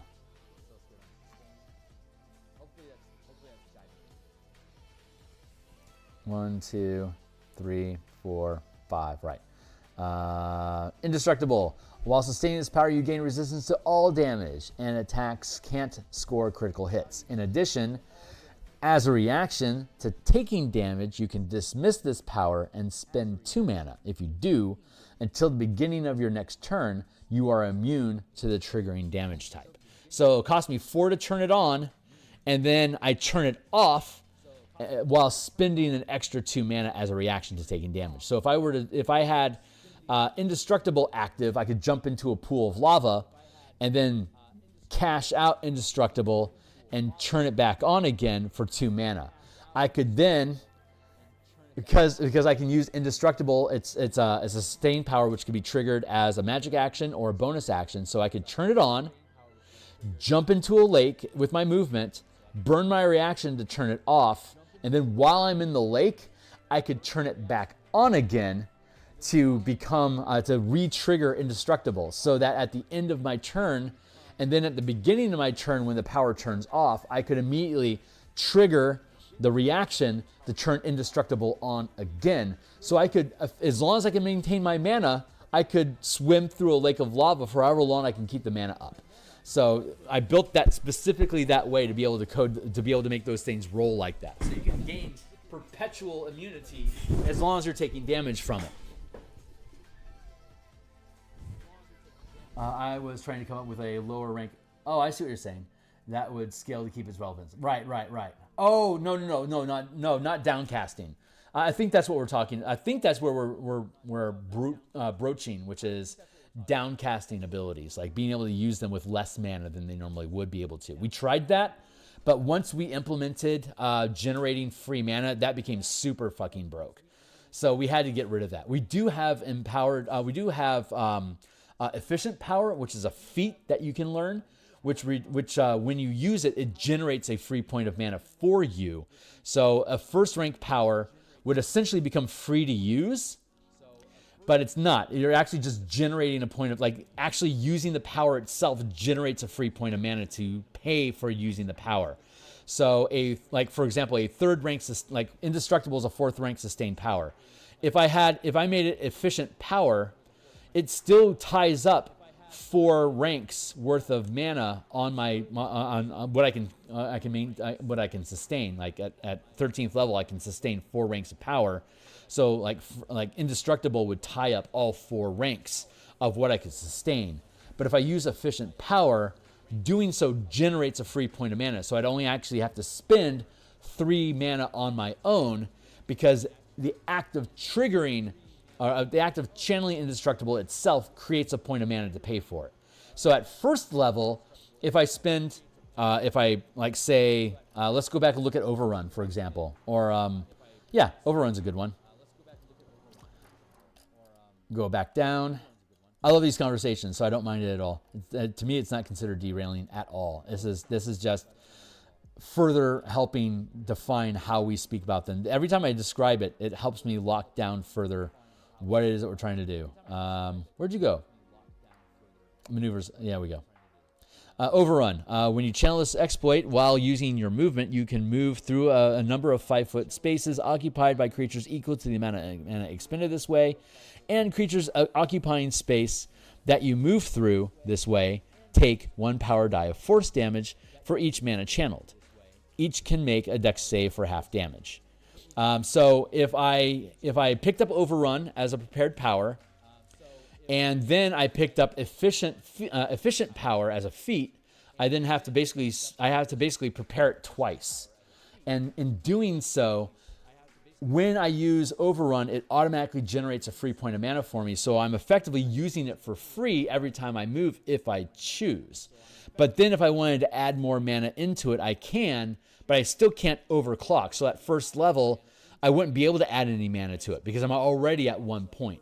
We had to express it that way specifically because the way that everything is worded is up to the amount of mana that you channel.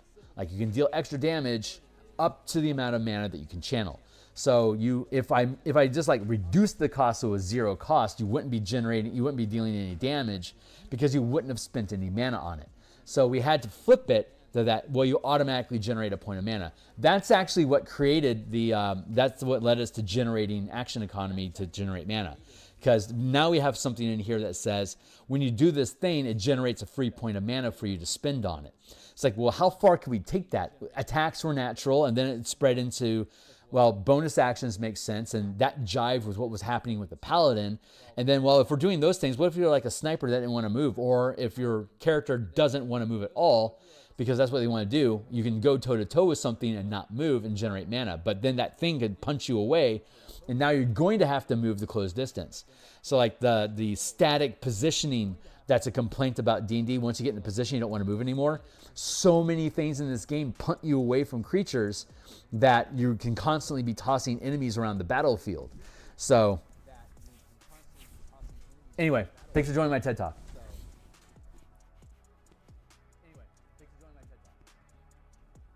Give you that mana to swim in lava.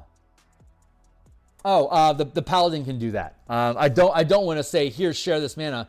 The artificer has mana crystals that hold mana in it that you can expend whenever you use a power, or you could just add it back to your mana pool that was expended. So you can either use it to pay for something in the moment, or to heal your mana pool.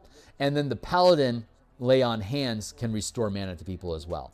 So yeah, I don't currently have any plans to be able to feed mana into other people as a universal thing. I wanted to restrict it as a healing element, and I don't want it to be universally. I certainly don't want it to be universally available because that takes away from the paladin. Because the paladin's already lost so much identity because everybody can smite now. It's just the paladin can smite better. So what can the paladin actually do?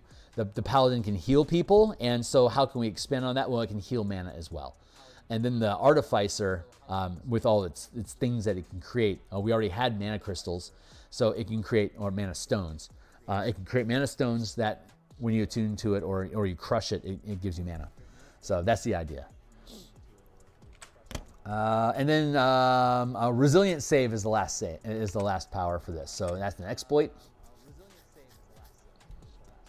Resilient save, when you make a saving throw to reduce damage, if the save succeeds, you take no damage, or half if you fail. You decide to channel this power after you roll the save, but before you know if you succeed. And that is a reaction. No, it's an exploit. So I could have a resilient save on while also using the reaction saving grace. Which is second rank. Reroll any D20 test, including any number of power dice rolled. After you see the result, but before you know if it's succeeded, keep the new result. So I could dump mana into saving grace as well as resilient save to help guarantee that I'm going to take half or no damage, or to help guarantee I won't take any damage.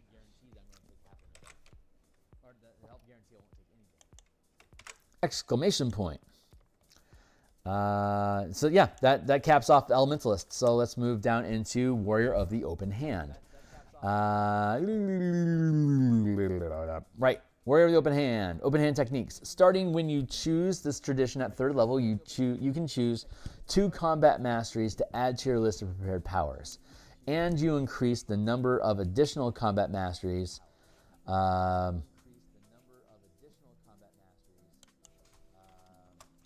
prepared as you gain more levels of monk as listed on the table below. So open hand is basically like the cantrip monk.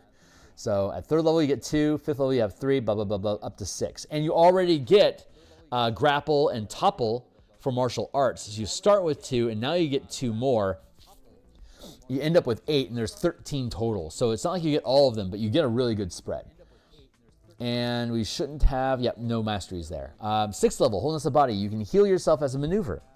And again, that's either action, either magic action, bonus action, or both. Rolling a number of power dice equal to the mana expended this way, gaining that many hit points. You can also spend hit dice while doing so, expending a number of hit dice up to the maximum rank of power gained as a monk. This is also is a maneuver, so you can generate mana with it. So far, we're finding that sacrificing your actions to heal a hit die of damage is basically a wash. You're not doing anything to affect the battlefield, but you're probably going to lose those hit points again anyway. So if you're not the way that 5e works in general is if you aren't actively knocking a threat down, you're losing. If you're healing yourself and trying to defend yourself, you're not getting rid of the threat. So the threat, without being reduced, is going to outclock your ability to mitigate the damage or prevent damage from yourself. With the mana system and generating mana, you can create a stalemate that, if your team works together, can eventually overcome. But it's not broken to allow healing during combat with free mana.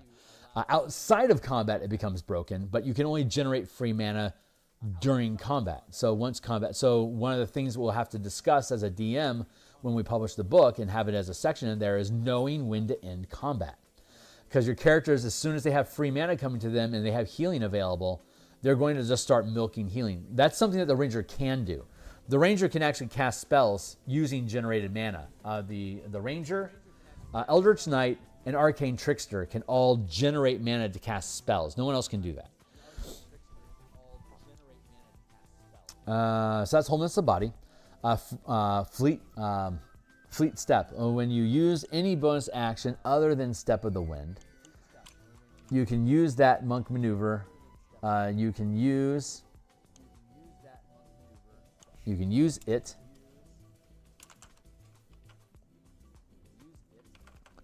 You can also you gain bonus action to use Step of the Wind before or after the chosen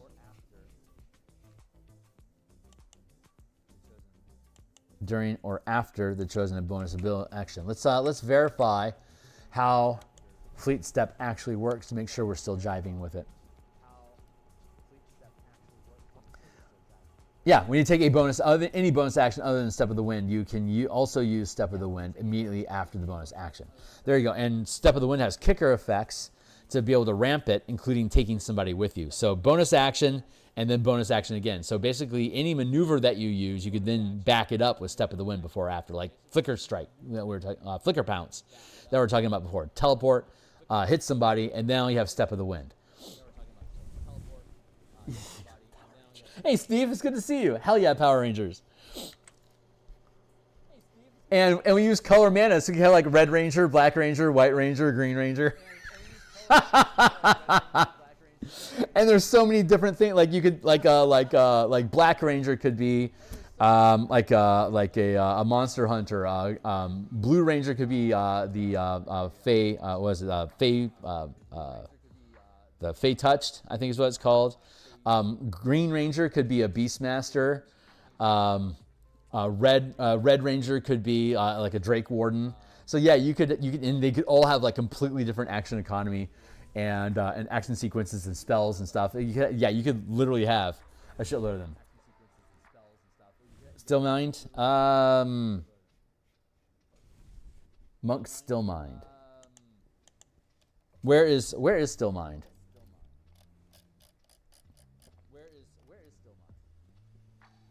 I don't think it has Still Mind anymore. Slow Fall, Evasion,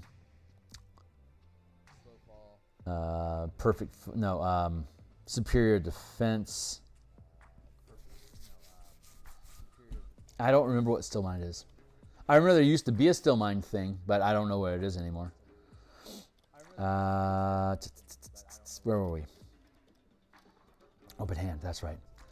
Holding the body, fleet of step. I like that. So that we fixed that.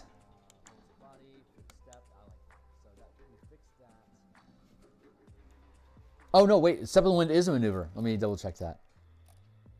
It's considered a maneuver.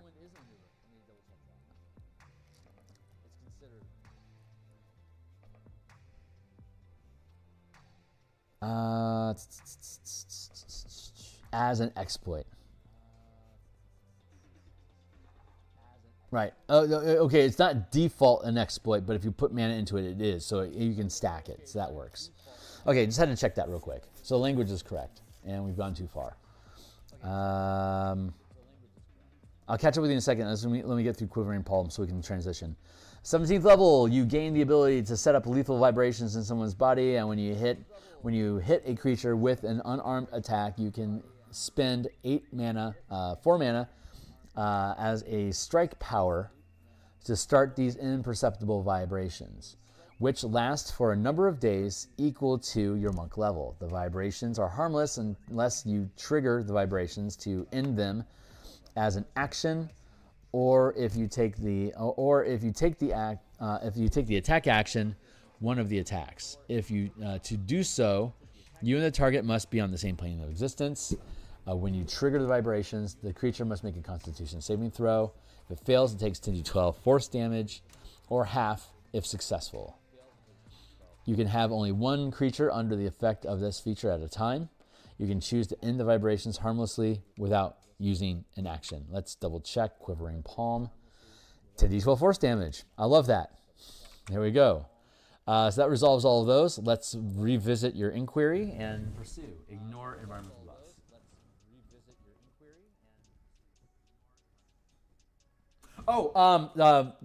There's a feature in 2024 that basically as an action. No, at the beginning of your turn, you can just dismiss charm effects. Yeah, it's really good. It's really, really good now. So Stillmine got folded into, and this is the end of those, so I can zoom back up here. We'll be going to Ranger next. What was it? Self-restoration, I think, is what the effect was. Yeah, 2024 is really good. Yeah, through sheer force of will, you can remove one of the following conditions from yourself at the end of each of your turns: charmed, frightened, or poisoned. In addition, you don't have to worry about food or drink. So there you go. Yeah, it's already folded in. And that is all we have for the monk subclasses. But let's look at our stack of abilities to make sure everything's still in place. Close quarter combat is a sustained power.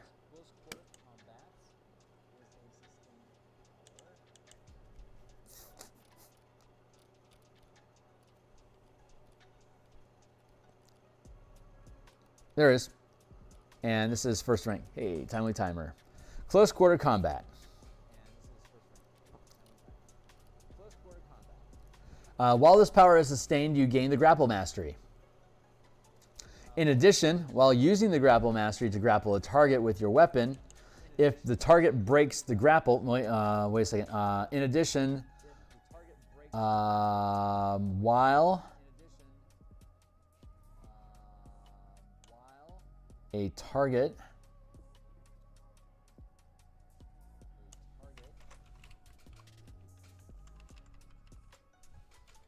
while you have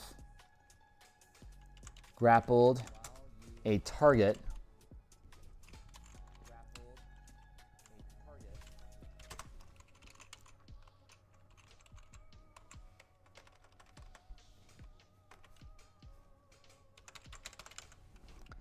in addition, while you are grappling, while you are grappling a creature, if it breaks free,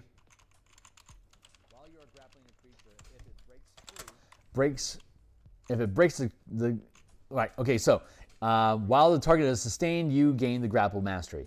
In addition, while you are grappling a creature, if it breaks the grapple, you can make an opportunity attack against the target with a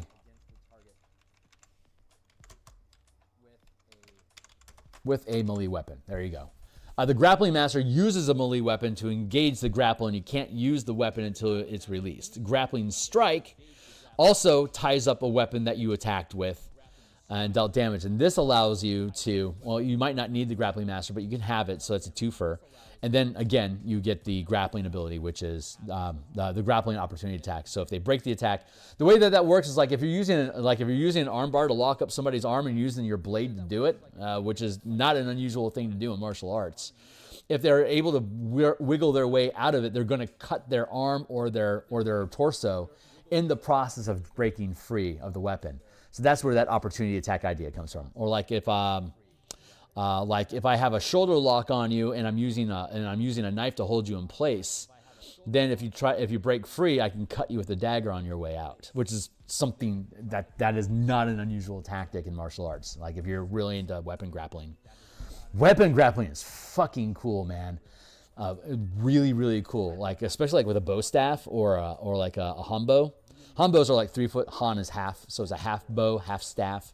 A bow is a 6 foot staff. A hanbo is a half staff, 3 feet, like a cane. But there's you see it like locking up people like with a cane, like cane combat, like locking up people or hitting them and stuff like that. But a full bow, a two-handed weapon, is really fun to grapple with because you can you can get an arm lock on somebody and then you can pin it against the back of their knee.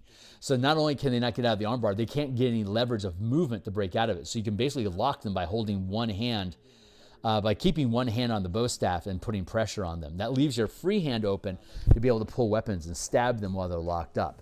And then you can flip them out of it, and while they're flipping out of it, you can spin the blade around like Polearm Master and crack them in the back of the head with the blade, with the pommel of the bow. Super fucking fun stuff. Super fun. Sorry, quick tangent there because I geek out on that stuff. Mobile is a feat. It increases your movement speed. You should know that. Regeneration. Do we still have regeneration? Is that still a first rank maneuver? Hold on. Let's find out together. Let me keep this down here and let's grab... No, yeah, this is the one. Regeneration. I think it still exists. We may have gotten rid of it. No, it's still here. When you channel this maneuver, you can spin a number of hit dice up to your max rank to regain a number of hit points equal to the amount rolled. That's second rank. That's what changed. Is it's too cheap for free. Oh man, jittes are fucking awesome. I love jittes. Oh. Like wrist locks with jittes are awesome. Locking them in on people's scapula is super fucking mean. Like if you hold it upside down, so you're holding, like if you don't have a sharpened jitte, right? Just a blunt jitte like they're supposed to be, handle, crook, and then the extended part goes out like this.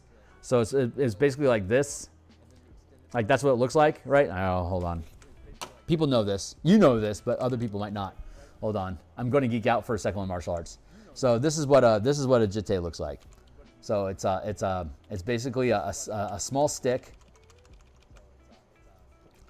and then it's got this thing going on. Sometimes these are bladed on the inside, sometimes they're bladed on the outside, sometimes and it's typically curved like this. Sometimes you'll get a jitte with a blade on the outside here, sometimes you get a blade with the inside, but the ideal model is just a blunt instrument. So one thing you can do is you can hold it on this way, and you can catch weapons with it. And you actually can, because if you block the attack like you would normally block an attack, you just have extended reach, so you can hit with the blade, and you can hit with the length. I forget the word. The pull, and it hits here, and it slides down, and basically it's stuck inside of this blade part here. But alternatively,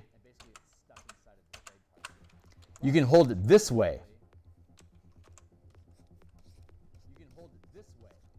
And you can use this hook to hit people in their, like you can aim for the head, miss, slide down their body and catch their clavicle, and it digs into their clavicle and becomes a handle that you can pull them. So, and you can use that on any side of their body. So if you got in close, if you're within grappling range, you can reach around them, catch them with the edge of the jitte, and have their arm locked up here and catch them in the clavicle and pull them, and it hyperextends their body. Oh, fucking cool shit. Super, super, I love jitte. Such a fun weapon. Such a fun weapon. God, I love Jete. Thanks for the geek out there, Francois. So cool. Or you can catch them like in the crook of their elbow. Elbow's a little tough because of the meat there, but like the hollow of their knee, it's really easy to catch the hook into the hollow of their knee, so you can pull their leg off line. That's super fun. Super fun. Sorry for the geek out there. Love it. We were looking at where'd it go? Regenerate. There. When you channel this maneuver, you can spend a number of hit dice up to your max rank to regain a number of hit points equal to the amount rolled. You can expend 1 mana as a kicker effect. On top of it, you can spend 1 point of mana to end one of these conditions: blind, deaf, poisoned. Kicker effect 3, which you can't get access to until 9th level. You can spend 3 mana to end a curse, a reduced ability score, anything that's reducing your hit point minimum, and 1 degree of exhaustion per pop. So it costs you 4. You have to turn it on or it costs you 6. It costs you 5. 2 to turn it on, and then 3 to end the hit point minimum or whatever.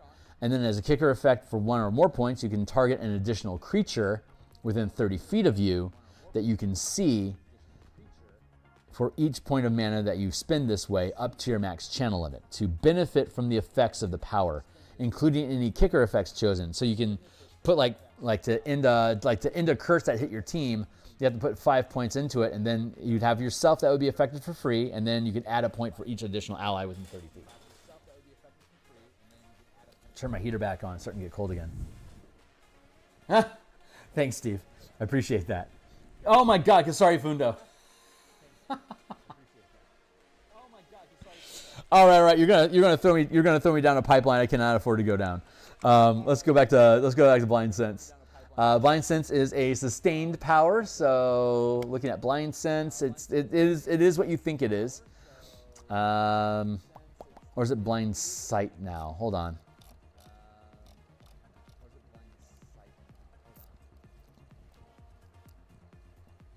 Flexible weapons have no masters. That is something to live by. If you aren't in control of your chain, that chain is in control of you. You could hurt yourself as much as you could hurt your enemy. But as long as you don't use it as long as you're conservative with it and respect its abilities, it probably won't hurt you. Blind Sense.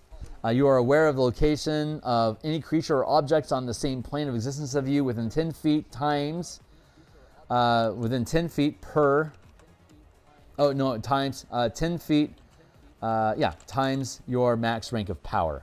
It only costs 1 to activate it, and at 17th level, it has a 50-foot reach, including any walls, floors, or ceilings of structures in range, though you can't identify things like color or written text or on these objects using Blind Sense.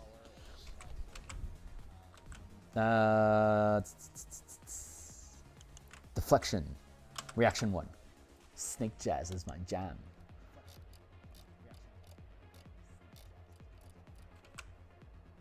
Deflection.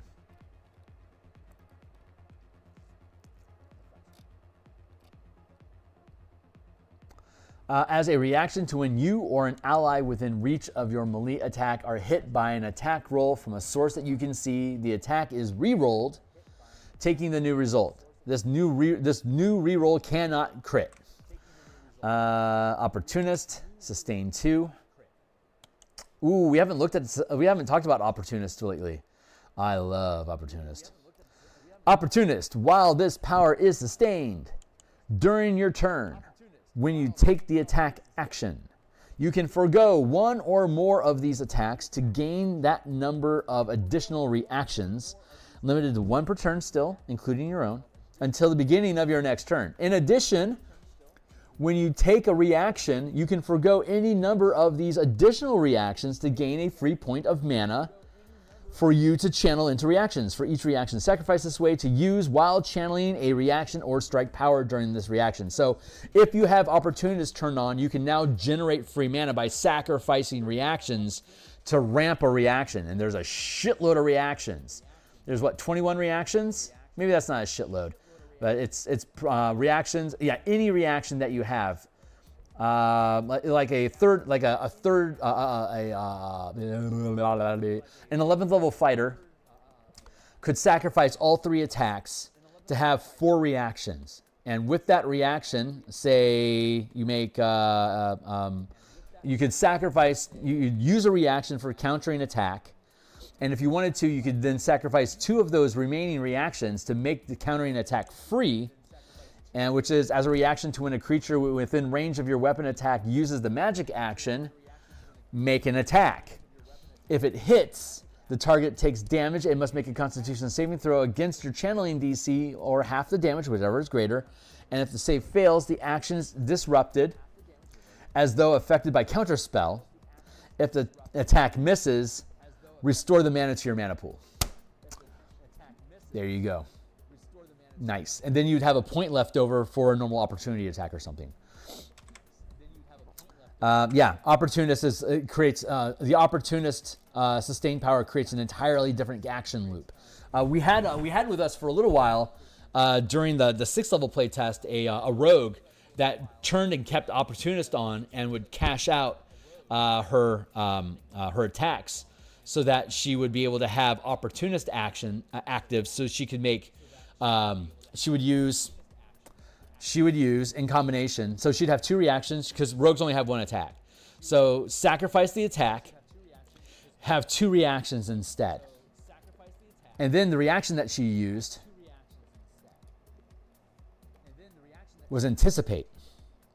As a reaction to when a creature within range of your weapon attack that you can see makes an attack, before they roll to hit, you can make an attack against it. So she would wait for targets. She would wait for a target to make an attack twice. During their turns, she would then be able to use the kicker effect. Adding the result to the highest attack roll if the attack before the attack roll. Oh, sorry. If she had, as long as she had advantage on the attack, and if she was using Vex, she would automatically have advantage on the attack until her next turn. So she could use Longsword to activate Vex and then have Anticipate available, so that using Opportunist, when something tried to attack, she'd be able to trigger Anticipate to be able to hit them with her sneak attack before they even made the attack. And she was killing things because they were attacking. It was super fucking cool. Super fucking cool. Anyway, there you go. And we'll get into Rogue, because Rogues can generate mana by sacrificing attack damage dice. By sacrificing sneak attack damage dice, you generate free mana to use with strikes. So she was able to feed Vex into Vex into Vex with her Anticipates. It was super cool. Super, super cool. Fun action loop. Restraining Hold, Exploit 2.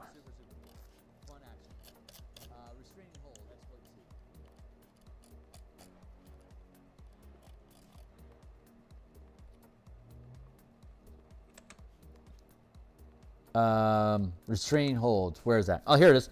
For melee only, when you grapple a target, it becomes restrained instead and takes 1 power die of damage at the end of each of your turns until the grapple ends. So you're automatically dealing damage to them and they're restrained while you have them grappled. So this combined with the close quarter combat, you can just automatically get into grapples with people and damage them while they're in the grapple, and when they break free of the grapple, you can also damage them again. So fun stuff. Very appropriate for Warrior of the Open Hand. It's very martial artsy, kung fu-ish. Moving Target, reaction 2.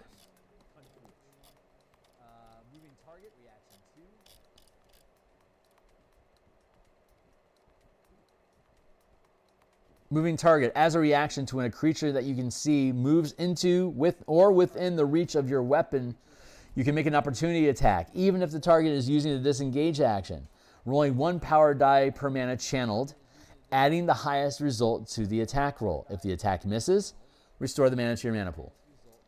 So these are those sacrifice things where it's risk and reward. It's going to cost you 2 mana to do it. You're going to have a really high chance of hitting your target, but if you don't, you've already wasted your reaction, but you get your mana back for it. So once we get into 5th and 6th level, we're going to be focusing on that to see if it's overclocked or not. It might be overtuned. Might not be, though. Comes in real handy when you have Opportunist, because you can use grappling, tripping, push, restraining, stunning. There's a lot of different things you can do to take away action, to take away movement from targets that come near you, so you can become that defensive flotilla that prevents targets from getting past you to the back lines. Like a moving target character would be like a midline fighter that is making sure that nothing breaks past the front line, so it can't get to your back line concentration characters. Super useful there. And then Opportunistic, exploit 3. Opportunistic.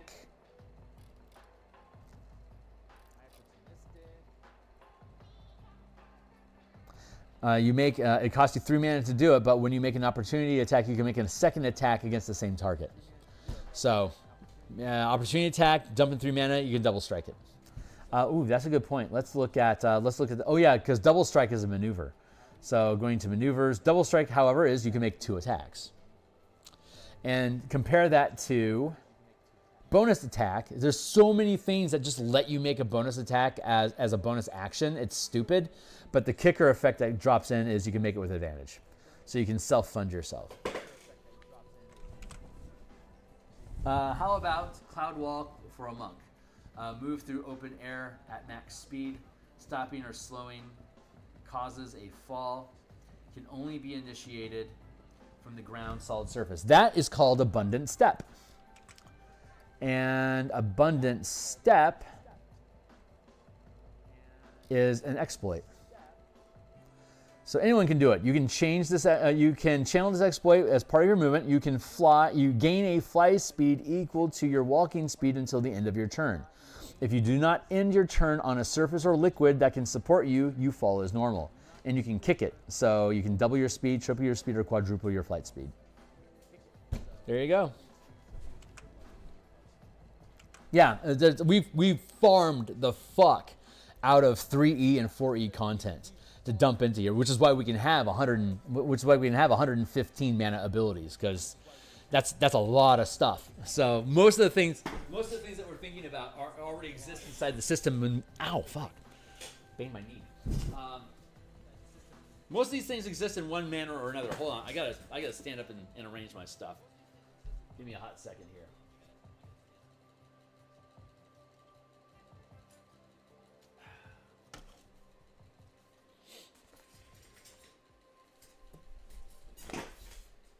Yeah, tons of stuff. You asking these questions and me already having them in there is telling me that we're doing it right. that's encouraging. Can be sustained for multiple rounds. Sure, okay. Let's go down to sustained. Keep in mind, Abundant Step can be done for free. If you take the efficient power, it becomes a zero-cost thing that you can just do at will. That's also something that the rogue did. She put 2 points into Opportunist, and she spent and then she'd spend a point on Abundant Step, so she could constantly just be lily padding across the place. I think we actually have Flight as a sustained power, though. Hold on.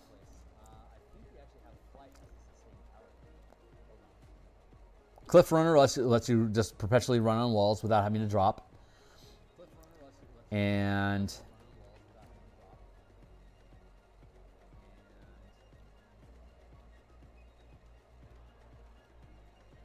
Windstrider. With this power as sustained, you can fly using your walking speed and hover. When the power ends, you benefit from the effects of a Featherfall spell until you occupy a space on a solid surface or liquid that can support you. There you go. And that's 3rd rank, which is when the fly spell kicks in. So it's appropriate. It's level balanced to what everyone else can do. Yep, got it. But Abundant Step is super cheap. Like, this ties up 3 fucking slots in your sustain stack. It's like, if you want to fly, that's all you're going to be doing at 9th level. The Abundant Step you can turn on and off as you need, and if you really need to, make it free. So yeah. A lot like Celerity is a modified haste. It doesn't. You turn on, it stays on forever. There you go. But you can only target yourself with it, as opposed to the wizard throwing haste on somebody else. It'll screw up. It'll stun you at the end of the turn. but the wizard could potentially turn that on, have haste running on multiple people at the same time. So,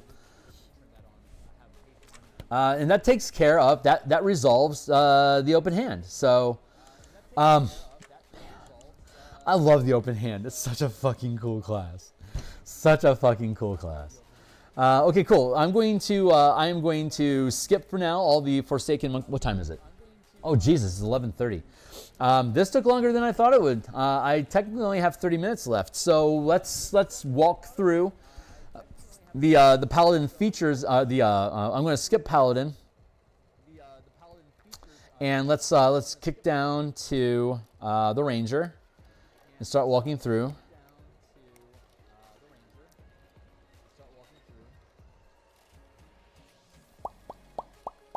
Ranger. Still, should be a mechanical difference between extra attack and double strike. Huh, maybe.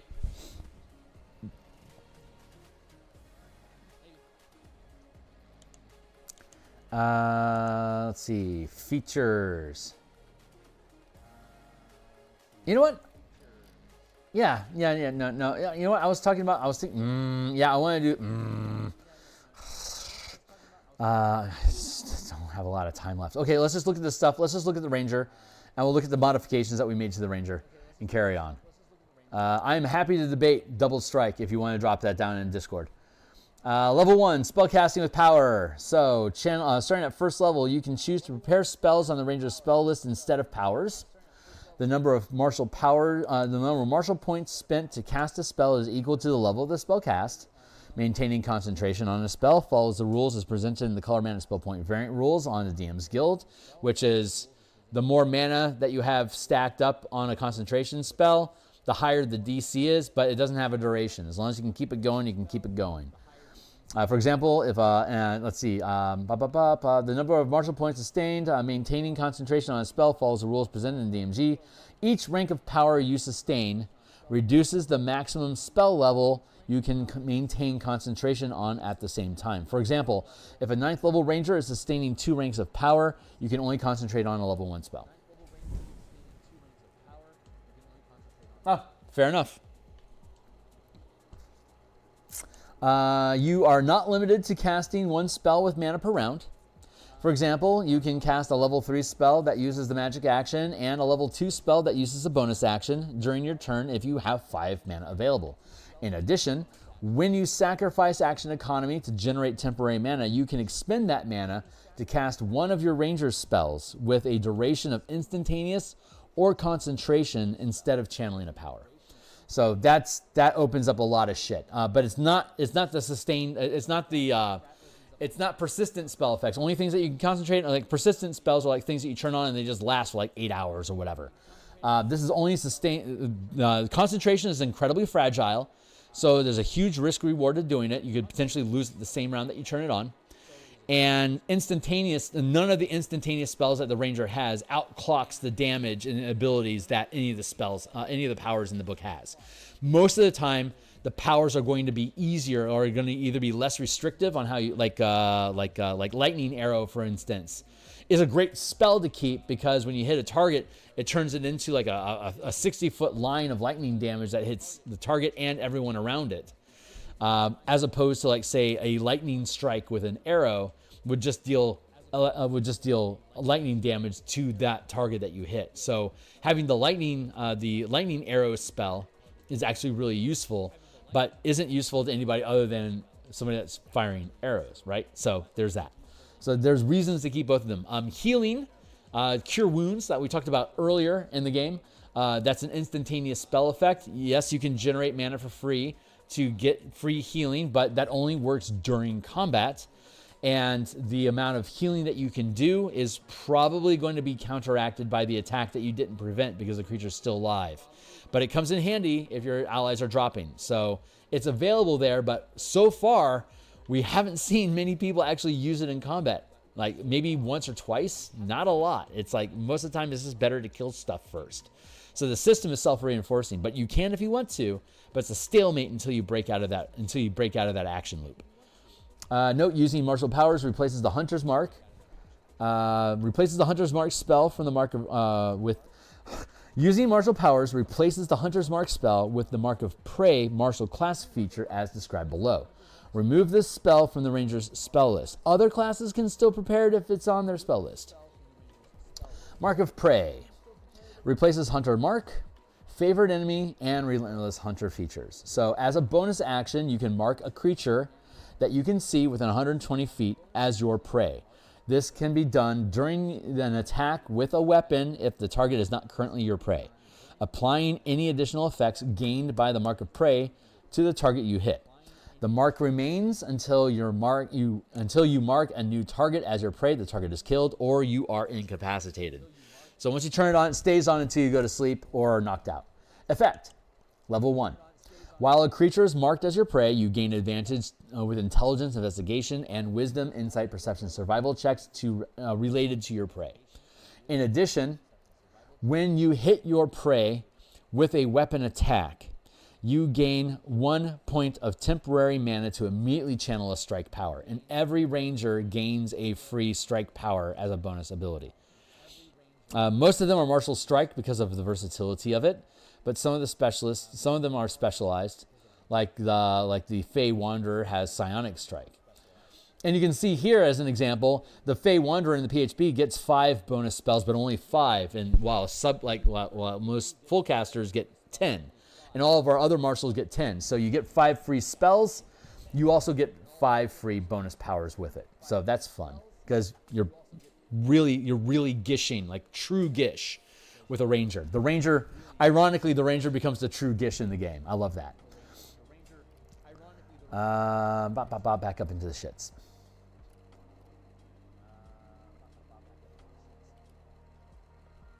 All right. In addition to your prey, you hit your prey, you can deal a free point of damage to them. At 5th level, you gain advantage with weapon attacks targeting your prey. So that's a great thing to multi-class with a for like a rogue ranger makes a lot of sense. It just does. Like 5 ranger, 5 rogue is a really good mix. Level 9, your weapon attacks score a critical hit against your prey when you with a roll of 19 or 20. This and the champion are the only two subclasses in the game that gain increased crit chance using the system. We're really cautious about crit fishing because it's unreliable, and when it hits hard. So because you can stack strikes, crit as well. You double your strike damage when you crit. So super milk. Let's see, at level 13, you're with your Mark of Prey. You can see that these are all increasing when you gain additional levels of power, right? So your Mark of Prey persists while you're incapacitated, including when you take a long rest. And you can mark a target that you can see as your prey regardless of distance. So it doesn't have to be 120 foot. As long as you can see it, you can get it. And then at level 17, your weapon attacks score a critical hit against your prey with a roll of 18, 19, or 20. And then the unlist, like the alternate feature, their capstone, Foe Slayer, your Mark of Prey gains additional benefits. You can add a D12 to your attack rolls, as well as intelligence, investigation, wisdom, blah, that you make against your prey. So you're picking up an extra D12 against any target at 20th level that you have marked. And your power die increases to a D12 when you're damaging them. So your strike, so you have the 6, 8, 10, and at 20th level, if the target is marked, D12. So the Battle Master and the Monk are the only classes, are the only ways that you can get a D12 on your power die. And your Mark of Prey can only be disrupted if you die. So once you mark a target, it is going to remain marked for you forever if you choose. So very simple features. The rest of the stuff they have, so let's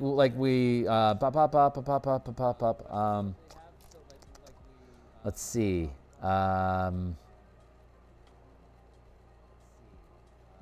Everything else basically stays in place. Improved Mark of Prey, Nature's Veil. Nature's Veil is the turn invisible, which we keep that. Awesome. And, I need to make sure that we don't have Vanish. Actually, Vanish coming in isn't such a bad idea, but I don't think I actually have Vanish listed anywhere. If anywhere, it's the Fey Wanderer. Nope.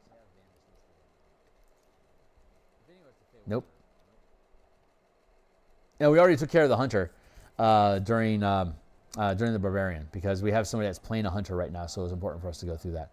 Oh yeah, Vanish. Let's look at the Ranger real quick. Yeah, we still got some time.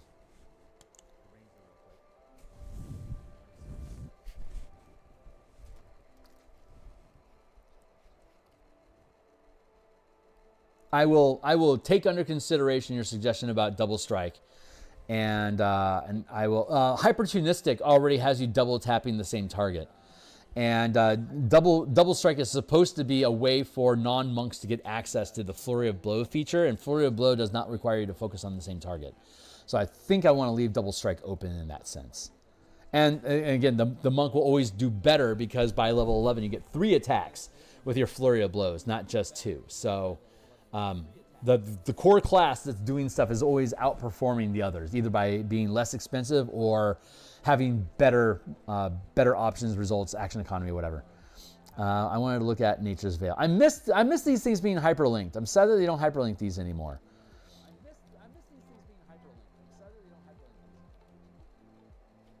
You invoke spirits of nature to magically hide yourself. As a bonus action, you give yourself the invisible condition until the end of your next turn.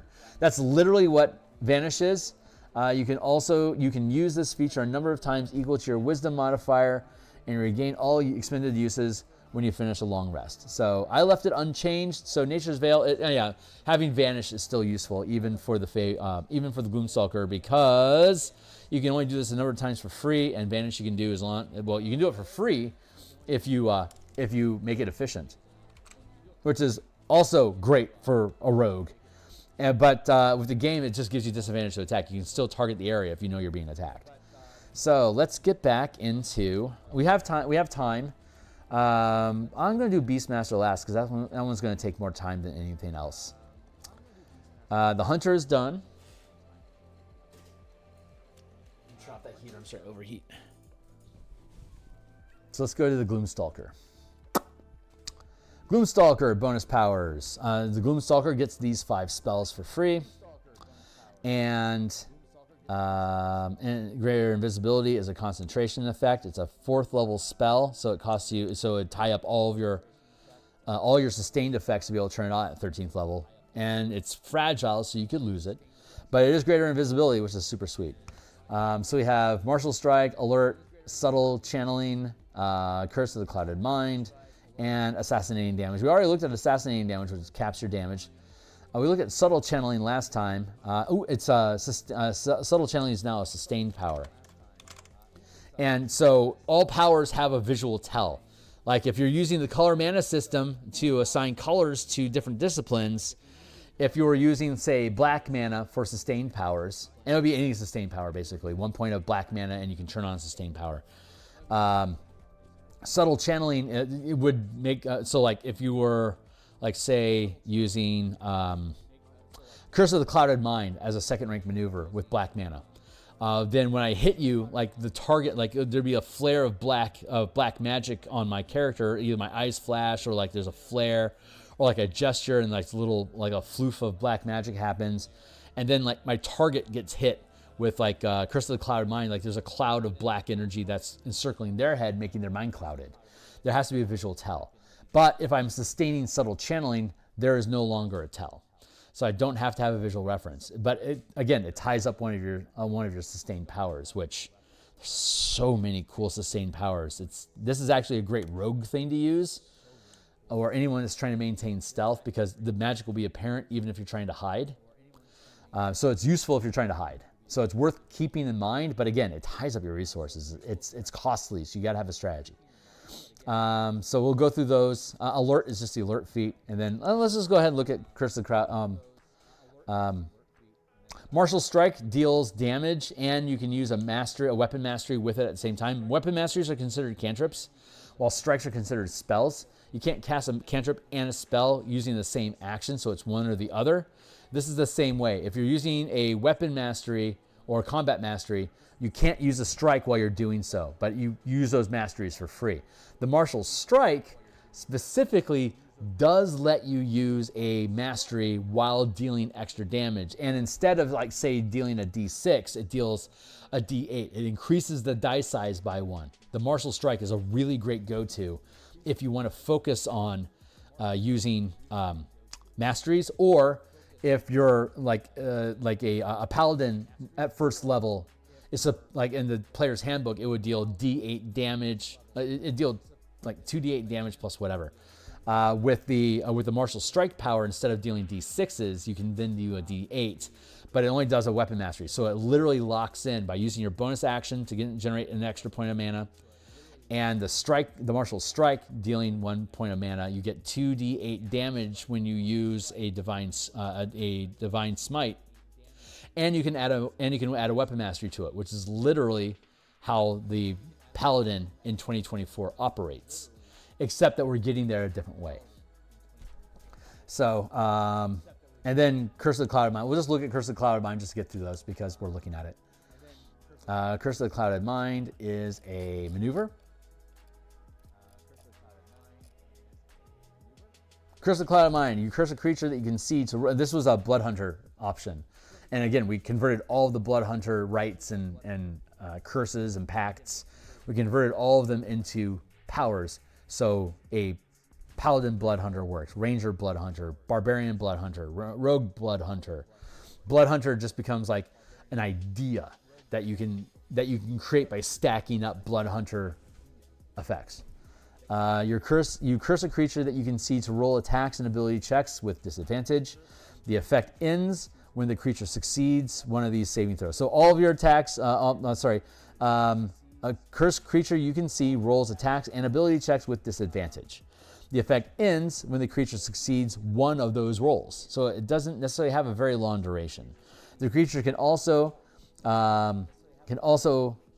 make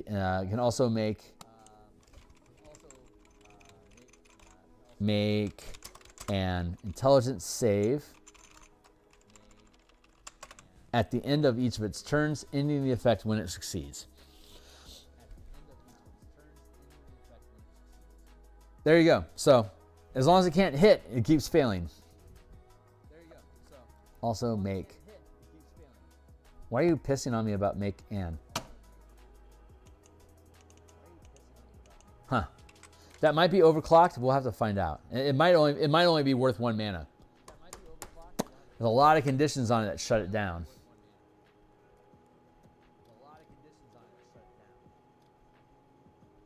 6/4. Yeah. Oof, boy, I'm really thinking about that.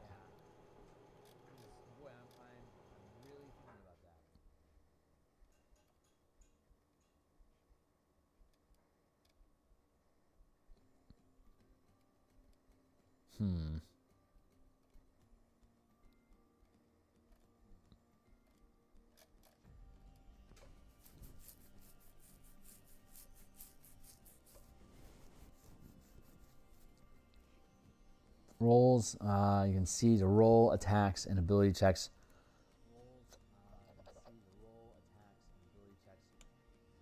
No, we can, oh, hold on. There's Curse of Enfeeblement, which halves your damage. There's my timer. I've got 20 minutes left. I'm doing pretty good.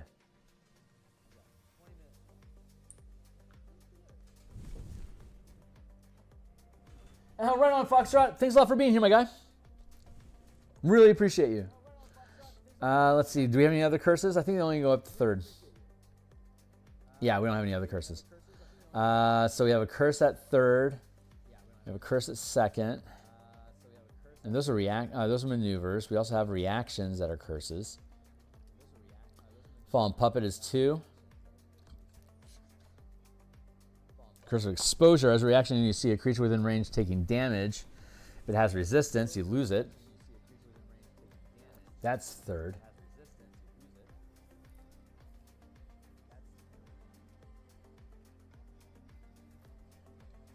Yeah, you know what? Instead of just limiting that, I think you curse a creature you see to roll D20 tests with disadvantage.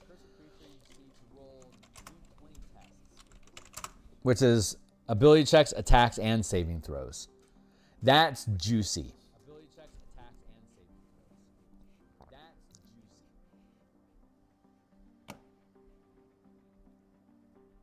And the save itself in the effect is also at disadvantage, so I like that. Yeah, okay, I'm going to let that sit. I'm happy with that. So that takes care of those. Now let's look at the actual features that we get. Let's see, Dread Ambusher. Ambusher's Leap. You gain Dark Vision with a range of 60 feet. If you already have it, increase it to 60 feet. Dreadful Strikes. Whenever you deal damage with a weapon you're proficient with, you can choose to deal psychic damage. And, wait. Yeah, that's all good. And then initiative bonus. You add your channeling ability bonus to your initiative rolls, which could be strength, dexterity, or wisdom. If you're using dexterity already, you know what? That's kind of a double dip, isn't it? You add your max rank of power gained as a ranger to your initiative bonus. That way it'll be 1 to 5. That'll work out better. Level 3, Umbral Sight. You gain Dark Vision. Wait, what? What happened there? I must just be accidentally duplicating something. Let's go find it.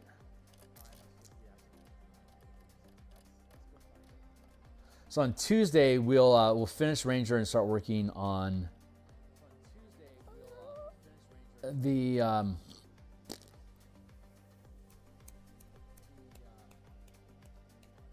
Paladin. Start your turn. You can combat. Your speed increases by 10 feet. Oh. Ambusher's Leap. Oh, that's weird. At the start of your first turn of combat. Huh.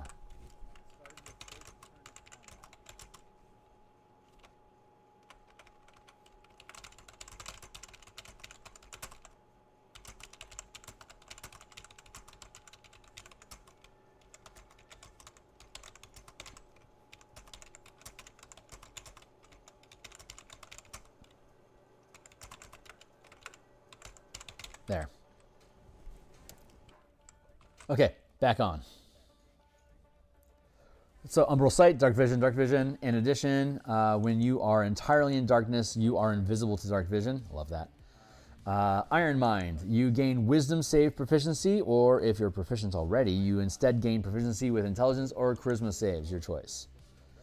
Stalker's Fury, when you hit your prey with a weapon attack, you can choose one of the additional features. Sudden Strike, once on each of your turns. When you hit your prey with a weapon attack, again, it has to be marked as your prey. Once on your turn, when you hit your marked prey,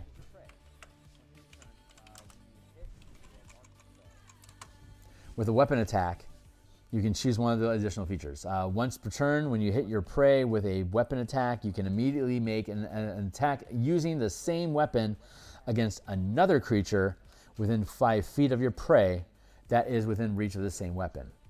And Fearful Prey, your prey must make a Wisdom saving throw. If it fails, it has the Frightened condition until the end of its next turn. Happy with that. Shadowy Dodge, when a creature makes an attack roll against you that you can see, you can use your reaction to impose disadvantage on the roll. Whether the attack hits or misses, you can then teleport to an unoccupied space that you can see within 30 feet. Well, that was quick. There, Gloomstalker. And do we have time for? I bet we have fun. I bet we have time for Fae. Charm Person, Misty Steps, Summon Fae, Dimension Door, Mislead. Good stuff. Psionic Strike. Deal psychic damage. Omnilinguist, talk to anything that has a verbal language. Beguiling Trance. Let's look at Beguiling Trance real quick. It's a maneuver.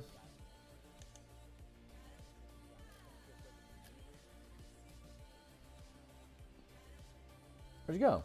There you are. Beguiling Trance. You can target a creature that you can see to make a Wisdom saving throw. If it fails, It is charmed and cannot take actions until you no longer see it. You move beyond range of the power, which is 60 feet. It takes damage, or it succeeds a wisdom saving throw at the end of each of its turns. Another creature can use an action to shake the creature and end the effect early. That's pretty expensive. It's kind of like a sleep spell. And require, you know what? I feel like that should be second.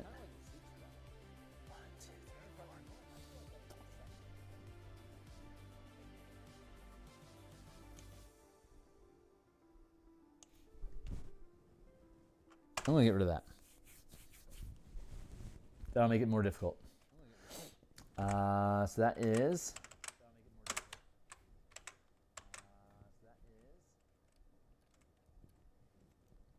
Beguiling Trance. Omnilinguist, simply it's just you can speak any language. Psionic Strike deals psychic damage. Or force damage. Your choice. Provoking Strike, strike 3. Let's go take a look at that.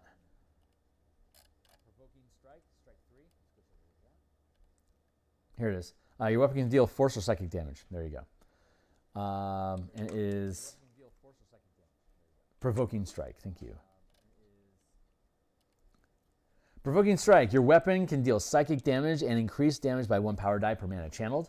The creature can only attack you until it can no longer see you or you are incapacitated.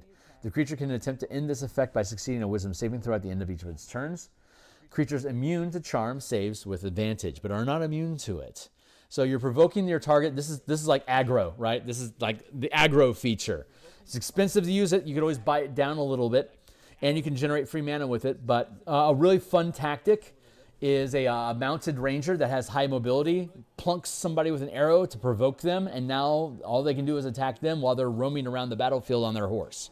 Super fun, great way to protect wizards and other backlines things from being harassed by stuff.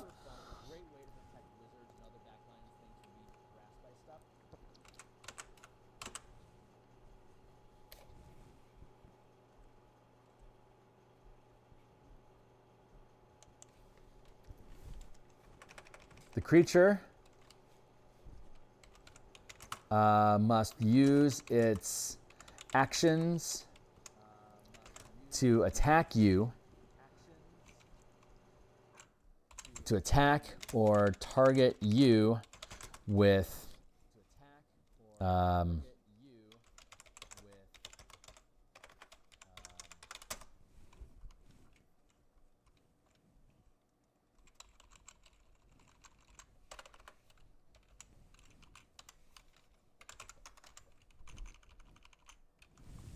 must attack you, must use its actions to attack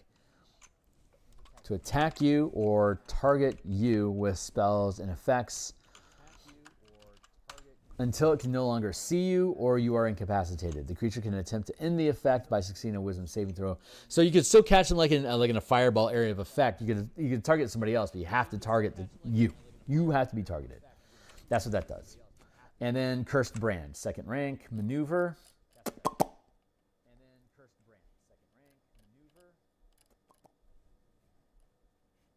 Cursed Brand. You curse a creature that you can see to make saving throws against you with disadvantage.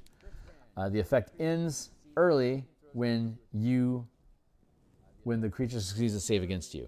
Okay, I'm now seeing that is overlapping with Curse of the Clouded Mind. That locks me down to wanting to drop that. I forgot Cursed Brand was there. You can see, you curse a creature that you can see to roll ability checks and attack rolls. So I'm going to now push Curse of the Clouded Mind down to 1.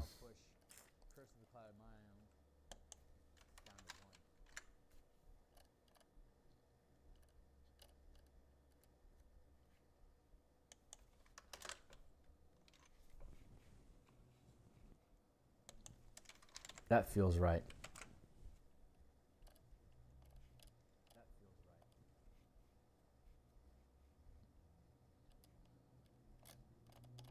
Double checking. There. Maneuver 1. I knew there was a thing going on there. Glad we found it. Where are we at? Oh yeah, we're going through the powers. And that's all the powers. Is now maneuver 1. Oh yeah, we're going through the powers. And that's all the powers. Is now maneuver 1. No, that's still 2. It's the Crystal Cloud Mine, right. Let's see. Dreadful Strikes. Whenever you deal damage with a weapon you're proficient with, you can choose to deal psychic damage. You gain Psionic Strike at 3rd level, which is also psychic damage, but it's also force damage, so it's not completely retarded. But it is a strike power that you need for use with your Mark of Prey. So you had to give him something, and this one was the least redundant. Or the most relevant, without being completely redundant. Otherworldly Glamour. Otherworldly Glamour. When you make a charisma check, you gain a bonus equal to the max rank of power gained as a ranger. In addition, you gain the skilled feat, gaining proficiency in deception, performance, and persuasion. If you have any of these already, you can choose a different skill, tool, or language. And this works well with the Omnilinguist that we get at 5th level. Beguiling Twist. When you have advantage on saving throws to avoid or end charmed and frightened conditions. In addition, whenever you or a creature you can see within 120 feet of you saves to avoid or end the charmed or frightened condition, you can use a reaction to target another creature you can see within 120 feet to make a wisdom saving throw against your channeling DC. If a target fails, it's charmed or frightened for 1 minute. So you're basically transferring it. It can make another saving throw at the end of each of its turns to end the effect. And then 11, Fey Reinforcements. Instead of casting Summon Fey as a 3rd level spell, you can now channel it as a 3rd rank sustained power, which means that you can bring an ally in and keep it with you until you are incapacitated, like a long rest. So, serious upgrade.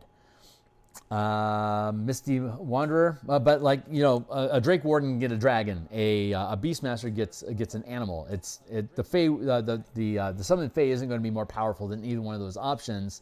This just now gives you an ongoing companion, but it's going to force you to sustain a power to get it. 3 ranks worth. It's expensive. But maintaining concentration on Summon Fey is also 3rd rank, is similarly expensive. So cheers. But as a sustained power, you can make it efficient. It's still going to tie up 3 ranks, but it won't cost as much. Misty Wanderer, you can cast Misty Step without spending mana. You can do so a number of times equal to the max rank of power gained as a ranger, and you regain all expended uses when you finish a long rest. In addition, whenever you cast Misty Step, you can bring along one willing creature you can see within 5 feet of you. The creature teleports to an unoccupied space of your choice within 5 feet of your destination. So whether you're using Misty Step for free or not, you can now, with this ability, take somebody with you, which combines really nicely with the Warlock Fey. Super cool, worth investigating. But hey, that's all that. It's now 11:56, so we've just about hit our end. I don't have time for Beastmaster, so on Tuesday when we come back, I'm not sure what my time. I'm going to be roaming abroad the streets of Seattle on Thursday afternoon as a work engagement. So my normal hours of operation on Tuesday. So my normal operations on Tuesday are not going to be normal. I will be on stream on Tuesday morning like usual. I'll be here on Monday stream as well, but I'm going to be gaming on Monday. So that's going to get punted.